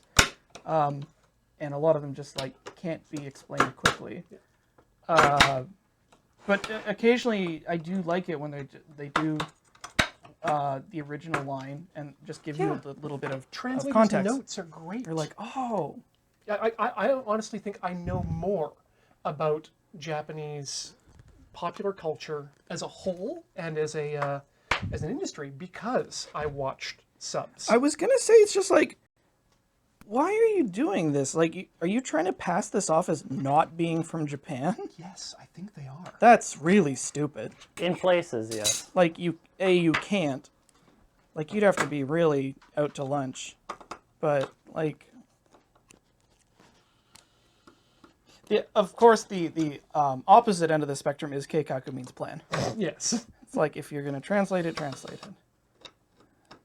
Like, translation circles seem like, well... But maybe, you know, maybe when a word doesn't have a translation, like, say, itadakimasu, Itadakimasu. just use that word and let the audience give your audience the benefit of the doubt that they are able to figure out the context of what it means. Oh, this is a word that Japanese people, because these are Japanese people in the movie, use. This is what they say before a meal. Japanese people that look white. That's what I get for being insensitive. Oh, hell. Uh-oh. No, it's fine. Oh, good. Like, this is all just, like, really poorly held together because... No, yeah, Sketchy Details points out that there's a Japanese dub of King of the Hill. I know that. It's so funny! I also know that there are discussions on Japanese forums about which are better, the King of the Hill dubs or subs. I would say subs. See, Bobby, you can't replicate this accent in the Japanese dialect. It just doesn't work. How would you sub Boomhauer? Inaccurately. Yeah. Japanese Beast Wars community was a trip for backwards translation. Wow. Oh, that sounds interesting. What a good disco horse. Fuck a shitcock dingus. Oh, wow, this one's got an interesting thing on the mag back here. Yeah? Yeah, it's got this little plastic shimmy bit. Yeah, I do Shimmy. really love the joke, what's the best anime King of the Hill? Yeah. Checkmate, atheists. I mean, it was made for Eastern audiences, right? Oh, yes. Wait, what? It's made in Japan for an Eastern audience, therefore it classifies as an anime by my rigorous classification system. man. It's really something. See, part of what made me fall in love with Japanese animation, as we called it back in the 80s, was my dad got a hold of a bunch of untranslated laser discs. Oh yeah. So I got it the raw dog way. Good stuff. And one of the reasons I liked Miyazaki so much is that I watched those movies and untranslated, and I didn't know Japanese because I was young, but the storytelling is so good, you don't need to hear what they're actually saying to get what's going on. Yep. And you learn Japanese. Kind of. A limited amount of Japanese is not terribly useful. So that's really why I'm such a Miyazaki mark. Ian, are you making a mistake? Could you at least warn me? Sorry. So you did make a mistake. Yep. Oh, It came out clean. did it? Yeah. That's good. Yeah. Mop. Mop. Mop. Mop. Billy. Billy. Sabiri.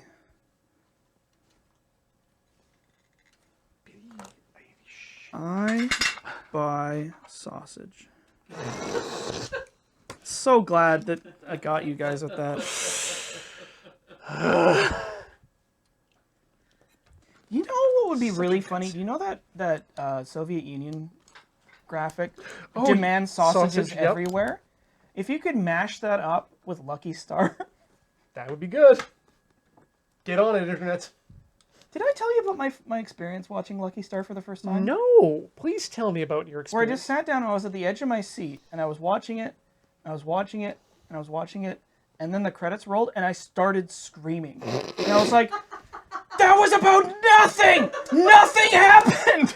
So good. They spent half an hour talking about a fucking cornetto! So? I kept waiting for there to be a through line or any kind of narrative or whatever, but it was just it was completely vapid. Yep. The initial D parody was really funny though. But I flipped my lid the first time. I was like, what is this? Ah, well, you see, Alex, it's not for you.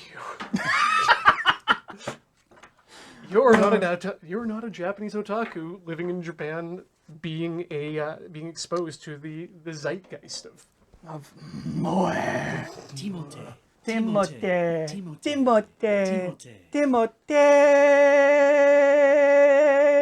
What an obscure okay, that's why I love Gintama, because they don't care about that is not for export. No, it really isn't. I'm glad that they do, but it's that's the kind of show that really needs its notes, because there's just so much stuff where they're like, you don't always have to say this is based around jokes from Dragon Quest, right? It's well, yes, I get that. I played some Dragon Quest, but I guess if I didn't, I wouldn't understand it. But then it's they name somebody who's on TV in Gintama, and it's this is a parody of this specific person who, at the time this was made, was undergoing a scandal because they were sleeping with somebody else. I'm I would never have got that. At time of broadcast, probably 2 weeks previous. Yeah, exactly. And I'm Jesus, why did this make it into the show? And I'm because the show's not for anyone but the people who watch it. It's it's not meant to be wildly it's not meant to be a thing that's you have to have known. It's the meme culture we live in, right? When you're sitting there and you go Spiders Anno, and I'm Yep. oh right, okay, yeah, Spiders George, yeah, but then because it's I didn't get it, but then you say Spiders George, I'm oh, I get it, and I'm yeah, that's what a lot of those kind of shows are like. Here's a really fascinating thing I thought of. How in-jokes sort of collide with accessibility. Because stuff shouldn't be for everybody, but also maybe everybody should have the ability to determine that for themselves. Well, that's kind of what... Maybe? That's one of the wonderful things about the internet. It's tricky, right? Especially when you're dealing with media, which is something now that you can access at any time, at any place of your choosing. I mean, that being said, with that in place, I honestly think maybe having recommended readings for various pieces of work isn't such a bad idea. Yeah, I mean, there's a lot of like, you know what? We should go beyond recommended readings and go to recommended viewings. That's And yeah. before long, recommended playings. It's like, okay, sit down, class. You're going to play Minecraft. Yeah? Well, Oh man, I mean, it's Minecraft class, so boring. Mass Effect might not be a Come bad on, idea man. as well. Let's get on TikTok No, on Byte now. Byte's a thing, right? soon, hopefully. Happening? I am. It's in beta. Oh, please. I miss Vine so much. Bytes with Vine Energy compilation. The problem is I think all the Viners have moved over to TikTok, which means... Well, they'll move back. Will they? Some of them. Like, you're going to have attrition no matter Enough. what. Where it's just like, well, I don't really want to rebuild my audience from scratch again. Yeah. Stop But putting yourself on other people's platforms. But it's so convenient. It is very... Well, but here's the thing, Ian, is that, like, this is another accessibility thing where one of the reasons Vine was so incredible was because it was Very accessible. It was very accessible. Like, notably, I think a lot of African American creators used it to make some amazing content. yeah. And then they pulled it out from under them. The bastards. It's just like, hey, here's a free thing I can get on my phone and be a content creator with. Oh, it's really, really good. I can build an audience. Oh, no, it's gone. You have a phone. You have everything you need. Yeah, so The problem is discoverability. Yeah. Yes. Well, that's the And you that's can't- the advantage of that infrastructure. You can't just so you can't just hop on Twitter and then make a bunch of 6-second videos and think that that's going to catch on immediately. But Vine was built for the idea of, I'll show you a 6-second video on loop, you'll giggle, you'll slide down to the next one, you'll see the next one, Yeah, you'll well, giggle, you'll can- slide down to was the there an next one. ability to share it with people? You could share directly, but also there was just the fire hose, right? And people, like, Vine was built around the idea that you could just go drink from the fire hose if you wanted to. And that's a lot of, like, that was the big part of it, I think. Well, And I that think was- TikTok's kind of the same way, where it's like, you can just go drink from the fire hose, and people are doing that. that was what Twitter was. That's what Twitter was back in its Right. original It's days. still drinking from the fire hose. At least it feels like that. You know what I mean? You could literally access the direct fire hose of here's all the tweets. Yeah, Oh, wow. because it wasn't overwhelming at that time. It's just there'd be so many. Can you imagine what that would be like now? Yeah, now it would be terrible. It would be like a blipvert. Back then it was grand. I just made a Max Headroom reference. Woo! I ain't even seen that show, But but it's like I agree with the idea of if you shackle the stuff that you make to a platform that you have very, very little Control over. control yeah. over, then you are always going to be kind of on the downside of that platform. sure. But in a lot of cases, it's like, to be a content creator these days, it's a necessary evil. And then Yeah. you can maybe build yourself a big enough platform that then you can say, you know what, I'm moving. Like, if we want to say, hey, we're moving to Vimeo, Yeah. we could probably do that and be okay, but we wouldn't be in as great a position, I think, because I don't think we get everybody who's following us on YouTube to come to Vimeo for us. But I think we get the people who are giving us money to follow us to Vimeo. I think they like that because they like who we are. Who are the important people? Yeah. Actually, But- You're all important people. I just want to be clear. Even the people who don't give us money, Yeah. you're still important people. If you're But watching this, you're the important. ones who feed us are the people who put money into the Patreon and other things. So I'm not trying to call you that you're you're not important to us. Nice. Yeah. You've probably heard me at the end of every episode, so specifically shouting out the people who don't pay us and don't even say words. Yeah. But I think what's happening here is I'm angry at everyone. I'm angry at every content creator for giving away their content to other companies who use it for their own fucking means, and I'm angry at all the fans for allowing that to happen by staying on these platforms when people leave. Okay, Boomer. Sorry. Ian is just an incredibly angry person. Yeah. It'd be super great if data was cheap enough that we could basically have built everything around our own website, Yeah. and it's just unsustainable. Well, Especially for the amount of stuff we're producing. That's the Holy problem. Jesus. Is like everything's homogenized, whether anyone likes it or not. So, yeah, I don't know. Are we going to see a renaissance where people are finally so pissed off at Twitter and YouTube and stuff that they strike out on their own like private enclaves? We've had people talking about. Okay, so there is a Mastodon for video. Oh God. But it's like there are federated video servers out there that have joined together into a thing. So it's like if you want to run a video server and be a part of this social media thing where you can just go host your own video but provide it on a centralized service that people can actually search from different areas, we have a method to do that. And it's like, sure. But that's like talking about there's a social media service called Diaspora, which That definitely sounds like a male enhancement product. the idea being that it was Facebook, but it was you ran your own profile, you looked after your own profile, and it was hosted privately, like you hosted it privately, and you would hook yourself up to the Diaspora servers, and if you didn't want to be on the service anymore, the moment you pulled yourself off of it, you would disappear. Data, because the data would be gone. Yeah, you're the one who hosts the data that belongs to you and the connection to you. And if you disappear, then all those connections disappear as well. Interesting. And it's a very good idea in terms of running like a completely egalitarian social network. Well, it's an interesting idea. But it's also incredibly difficult to run because now you have to not only just the person who's producing the content or the person who's actually like posting things about yourself. You now have to be very tight with the data provider. You have to be your own administrator. There's a lot of people who don't have that ability. Yeah, a lot of people But, okay, also... And they would disappear off the net entirely. That I find a specious argument. Because I think that those are technological problems that can be solved and have not been solved because the technological brain trust has been so focused on trying to maximize interaction and for the purposes of profit. Yes, agreed. We're not driving like the Diaspora idea and the Mastodon idea.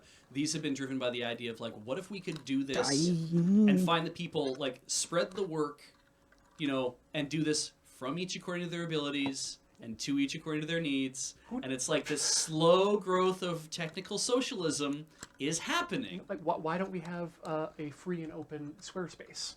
Right. Because that could be, because that's the sort of thing. That's an easy to run, but growable and scalable web system.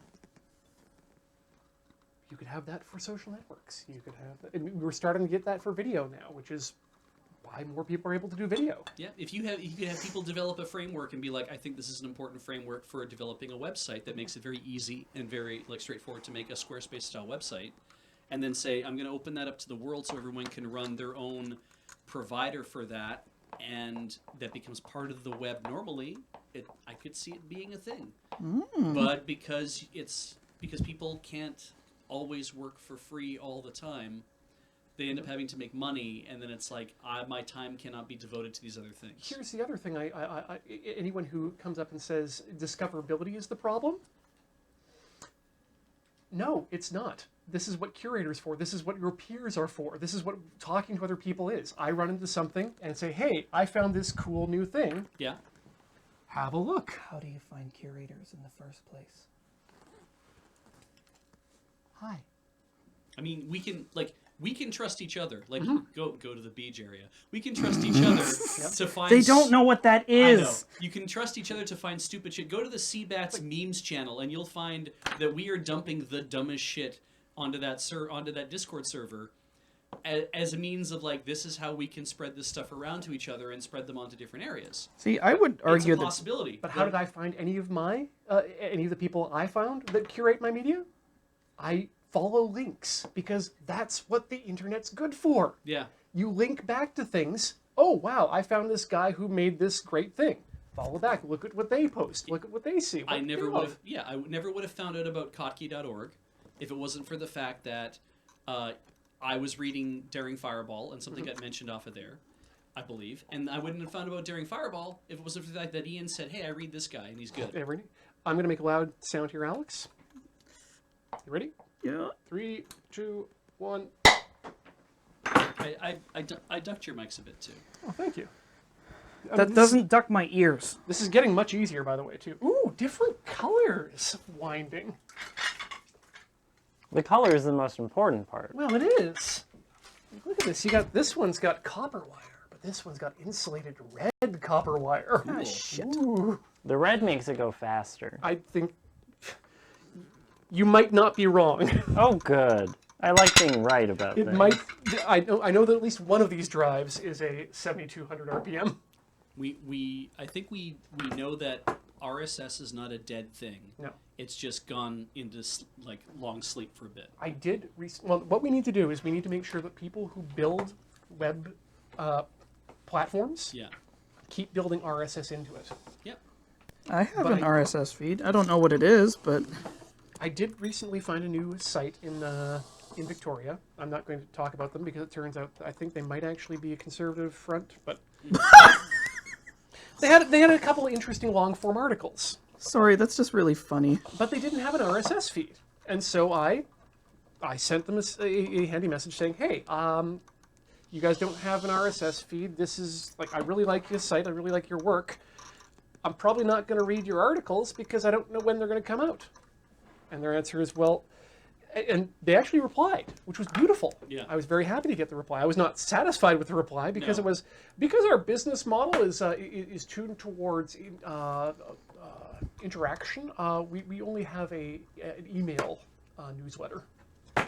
Now, though, and that's a problem. But also, I keep reading from a lot of the blogs that I follow this thing being like, yes, newsletters are a great thing actually. I keep hearing this too. And I'm like, but that's not how I've started to interact with all of my stuff. I don't go into my email first thing in the morning and be like, oh, time to read 10 things that someone has sent me today. Email is also a really bad place for that. That's a technology that has different use cases. And it's because it's like it's not how I decided to do it, and I'm like, I'm sure for a lot of people that having a newsletter show up in their email box is probably really great, but my interaction with my email has never been like I don't have the same cognitive space when I'm in an email program, I guess, or the state of mind that I expect to have to be like time to do this. If I saw a newsletter show up in my even when I signed up for show up in my inbox, I'd be like, I'll do that later. Which I mean, never. Time to unsubscribe from this because I'm never gonna read it. Yep. And that's weird because that's kind of how I've grown into that. And I'm like, email newsletters have been a great way to that's like, well, if you lose access to your YouTube channel, this is the thing CGP Gray talks about actually. As a creator, he's like, it's a really good idea to make a mailing list. That maybe you go out with a thing once a year, maybe twice a year, because God help you if YouTube ever goes down for like 3 weeks or your account gets suspended, because that happened to him briefly. Yep. Being able to email everybody that is following you and loves you to say, hey, by the way, this thing happened. I'm sorting it out. You'll see new content from me soon. I'm very sorry if you're wondering you're wondering what happened to me if I disappeared off of YouTube. But it also has the ability of saying to these people, I'm still out there. And you might even have people who be like, oh, you're still out there. I used to watch your videos. I think I'm going to come back and watch your videos. That kind of helps too. It's like you just can't be a dick about it. It's another avenue. Yeah. I This is don't know if we want to do something like that or not, because it seems like I don't know if we want to be sitting on a giant collection of all of our fans' email addresses. I also don't think we need to because we have a website. Yeah.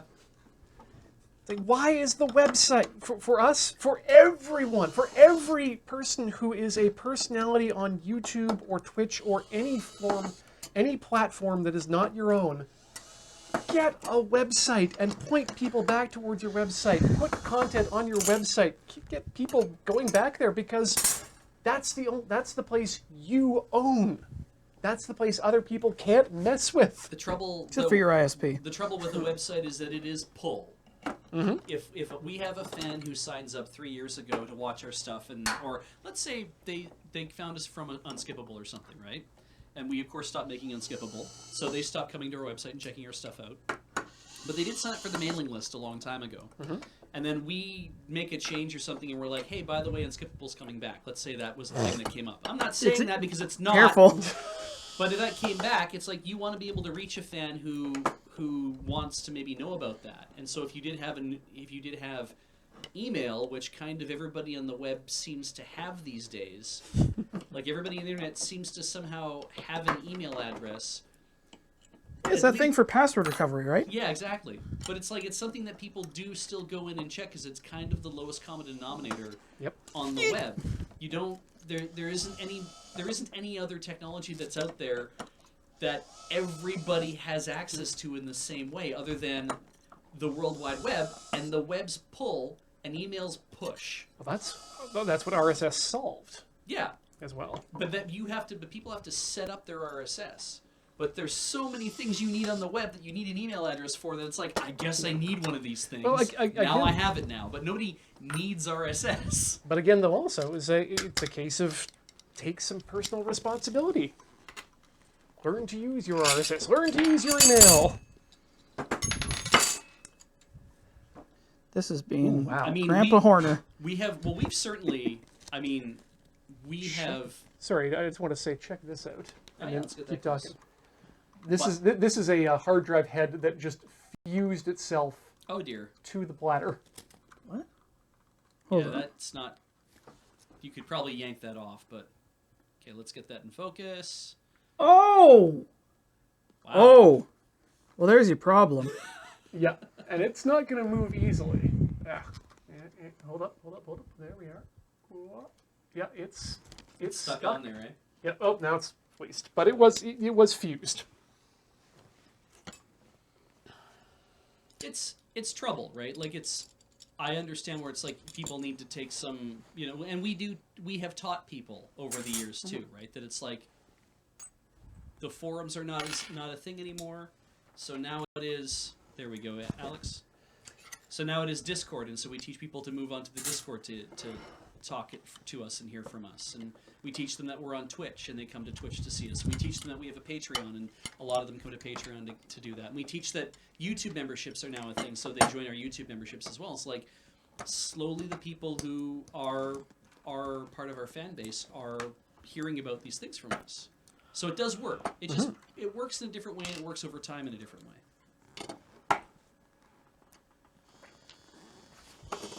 This kit Yes. did not have a lot of fucking slack built in. Wow. I also didn't count that because who cares? I realize that it's like if somebody's actually going to go in and count every single link, they're their own punishment. Loud noise incoming in 3, 2, 1. What? Loud noise incoming in 3, 2, 1. One more time. 3, 2, 1. There we go. Did it shear? No, I'm getting good at this. Oh, good. That's what this show's about. Breaking the glue, but not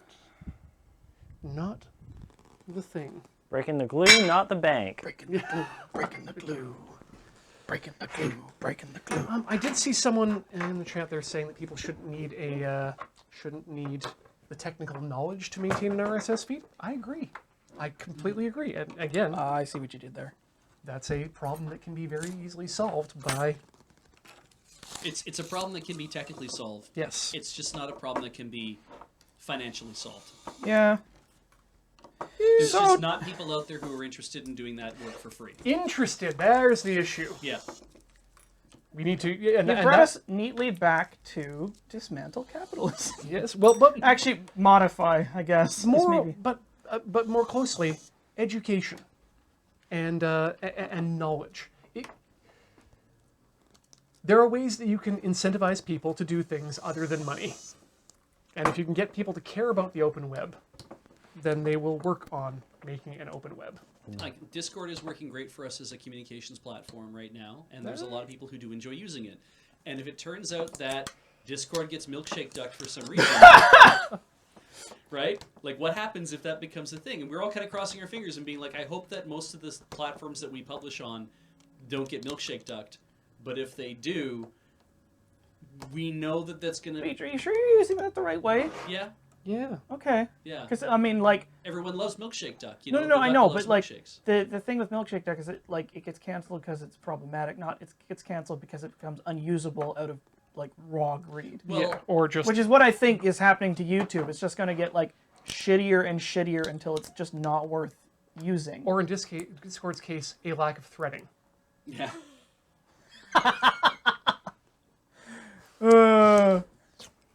Just threaten them. Let's just go back to IRC and Usenet and be happy. We're already all on IRC. It's called Slack. It's just the worst server with the most restrictive client whitelist. And I can't get any of my friends to move to a different server. I think what we need to all do is go back to the Gaia Online web forums. Because that's where the best conversations live. I do like that. Oh no. I like the emergence of limited population social networks, right? The ones where it's like I want to run my own Slack, or I want to run a tiny Discord server that's made private for people I only want in there, like those kind of things. I'm like, I like that that's been a thing, so people can have ways to interact with just the people they want to interact with. I also think that that's a downside too, because it means that you can end up getting yourself into a position of, I only want these people around me all the time. I don't want to think about these other things. People probably run private IRC servers that they don't tell anybody else about except the 10 people they want to talk with. Absolutely. So, you know, the concern about having insular communities, Yeah. I think is maybe a spurious notion because people do that in public anyway. Yes. It's called having friends. Yeah. It's also like that is not a problem solved by exposing people to the raw experience of every other asshole out there. That's true. That isn't a broadly rounded experience. It's like you have to listen to my shitty opinions or you're just becoming an echo chamber. It's like or I'm curating my experience. I have a really weird flex to make because Go for you it. brought up Gaia Online. Go on. I used to be a forum RPer on Gaia Online Ooh. in Toronto when I used to live there. Regular or R? What? R-rated. You used to be, or you still are? Used to be. This is like ancient history. Cool. But I used to log on using library internet because I didn't have my own connection. Hey, nice. What a clusterfuck that was. There was like an event Yeah. where a whole shit ton of people were like, oh, let's have a giant free-for-all RP battle. Cool. And it went about as well as you could imagine. Oof. It was the ultimate showdown. Of Ultimate Destiny. Ian used to be on the free email or the free internet service that was run out of Edmonton, I think. Freenet? For a very short time. Yeah. I've used real internet service providers for probably much longer. Eli was the one who was on Freenet and loved it. But Oh yeah, he used that for quite a while. I was on. I used the U of A's student internet, dial up from home and stuff for a very, very, very long time, which sucked because they had an express service. It's like you get 10 minutes on, so you could log in for 10 minutes, download all your email, and then it would kick you off because they only had so many modems available for you to connect to. But So I want to get back for just a second to what you were saying about small insular communities. yeah, I like my small insular communities because they're areas where my friends can interact and hang Small out. insular communities, aka communities. Yes. Yeah. I think what's going on here is the problem I have with them right now is that they're done in such a way that they're breaking one of the fundamental goods of the internet, which is the ability to link between things and find things and discover things. yeah, And putting all these things, all these communities in private spaces which are undiscoverable makes it difficult to add more people, add different points of view, etc. I think the reason that they're so popular has less to do with the fact that they're good or that they're better, say, than any other social network that is currently out there. The problem is these large corporate social networks' inability and disinterest in policing their communities. Moderation. Well, Exactly. they don't give a shit as long as they get clicks. And they give no power to the users in terms of how they access their services. Like, wouldn't it be nice to be able to use Twitter and your system on Twitter and only interact with the people that you wanted to? You mean the thing they just put out? Well, Is it? Well, is it going to be that? They're talking about it. Yeah. But I don't think it's going to be the same thing. just nice to be able. You wouldn't have to learn anything new. Keep using the same tools you like, but ooh, I was right. scribing. These templates. are scribing Hey, templates. nice work. Sorry, I got these Yeah, from. let's see those. So these are, I believe they're steel. We'll get there. It'd be probably better with a white background. Oh no, that kind of works. Okay. That's too much. No. Yeah, that's actually pretty good. So these have a variety of different shapes cut out on them. The idea being that I think you place this against something and using a scribing tool, cut out, well, not cut out, but like You ascribe. you scribe out panels and so forth. That's cool. That is very cool. I don't know that I would ever use this, but That's a very particular type of stencil. yes. For a very particular kind of man. Yep. Loud noise incoming. And this is when Ian just starts screaming. 1. Boy, am I glad I ducked that mic. Ian? Yes. Sometimes you hit your hand. No, Ian! 3, 2, 1.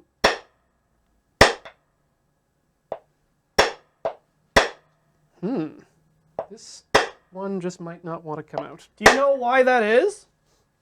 Why is that, Alex? Because the back block you're using for this is your knees. The flesh of the thighs.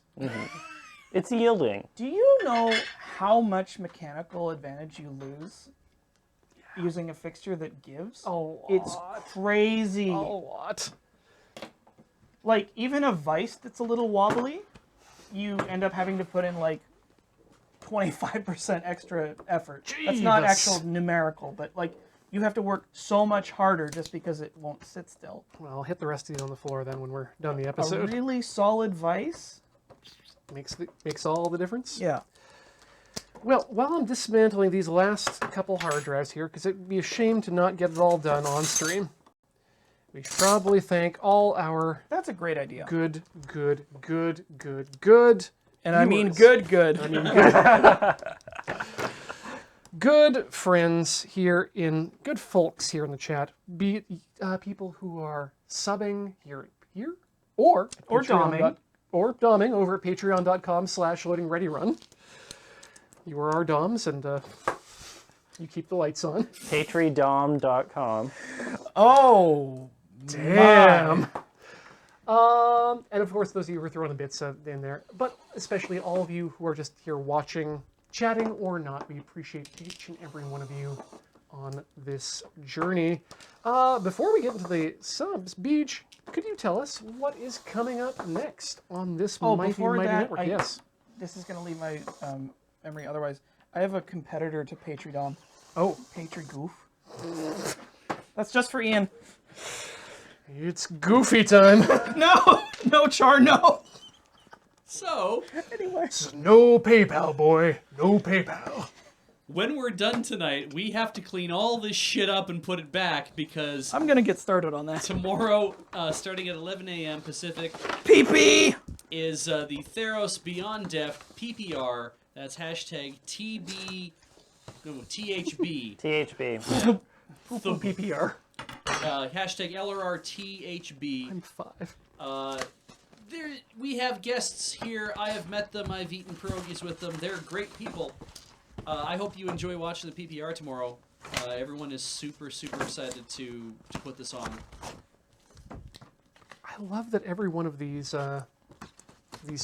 driver boards are different. Every one. That's going to be all of Friday, and that leads us right into Into... Saturday. Adam's Game House. Adam returns to play even more Persona 5. I'm sure he's as close to wrapping that up as Ian was to wrapping up Shenmue 3. Which reminds me, guess what's not happening on Saturday? It's not that, It's not Play It Forward! because you are done Yep. playing Shenmue 3. Well, How'd that not- go? Did you fork into your snake juice? You know it. Great. Actually, no, I had like 3 snake juices left by the end. I overprocced on snake juice. Now Rhythm Cafe on Sunday, January the 12th, 4 p.m. Pacific Standard Time. Ian and Heather will be playing more rhythm games. This one is Neon Rhythms. FM. No. Oh wait. Yes, that's correct. Yes. Yes. I'm thinking a week ahead. Okay. I don't know what it is. Next up. Snake. Rhythm Snake. Next up on Monday is Dice Friends.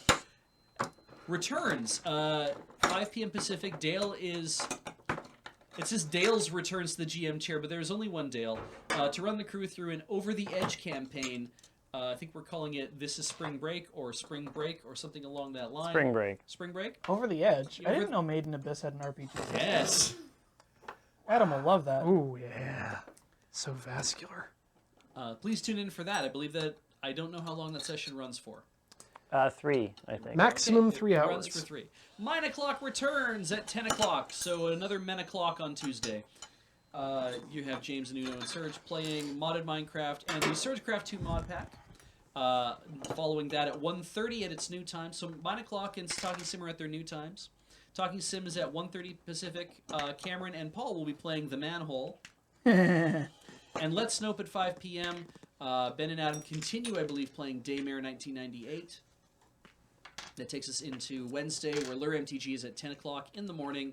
More MTG Arena, playing the Magic the Gathering Theros Beyond Death streamer event. Graham and James will be playing that, followed by Watch and Play at 2. Is that correct, Adam? You guys are... Or, sorry, Alex, you... The fuck did you just call me? Adam?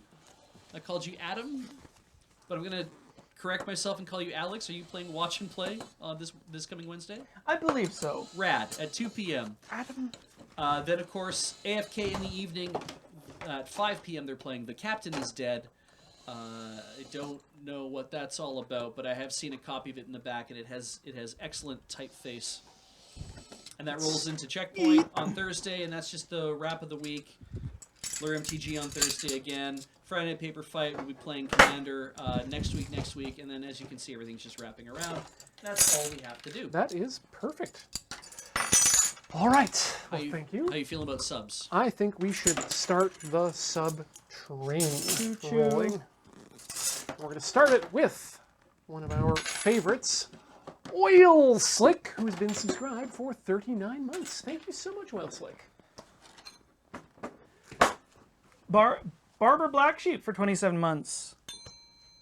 I would like to thank Monsieur Square for 61 months of resubscription goodness. You're from Canada. Oui. Caltoon 98 for 22 months. I would like to thank Kuzuki for 25 months of resub goodness. And Pinstein for 25 months. Mork and iOS Gaming for 4 months. Thank you so much. Sandwich Kid for 38 months. How about Draco Gold for 21 months? Thank you. The Mate for 24 months. Octopus Rhyme for 19 whole months. Spectrum 14 for 23 months. Ice Light for 34 months. Cheers. Daily Archer 24 months. Osvik 101, 7 months. Thank you for subscription. Lord Orcus for 50 months. Mullen SMD for 5 months. Thank you. Juju Janny for 8 months. Ooh, I had to get a lot of those roots. Hideous Gamer 1 for 6 months. That's a beautiful sub. Manic Pixie Dream Lurker for 48 months. That's really good. Yep. DG Zenos for 57 months. Thank you. Dirk Katronic for 34 months. My hand is so greasy. We are all very greasy. Oh. Boogie Two Shoes, 7 months. Thank you. Dr. McBoop for 36 months. and JZL, or JZ1011 for 35 months. Hey, Ian, why isn't my thing anodizing properly?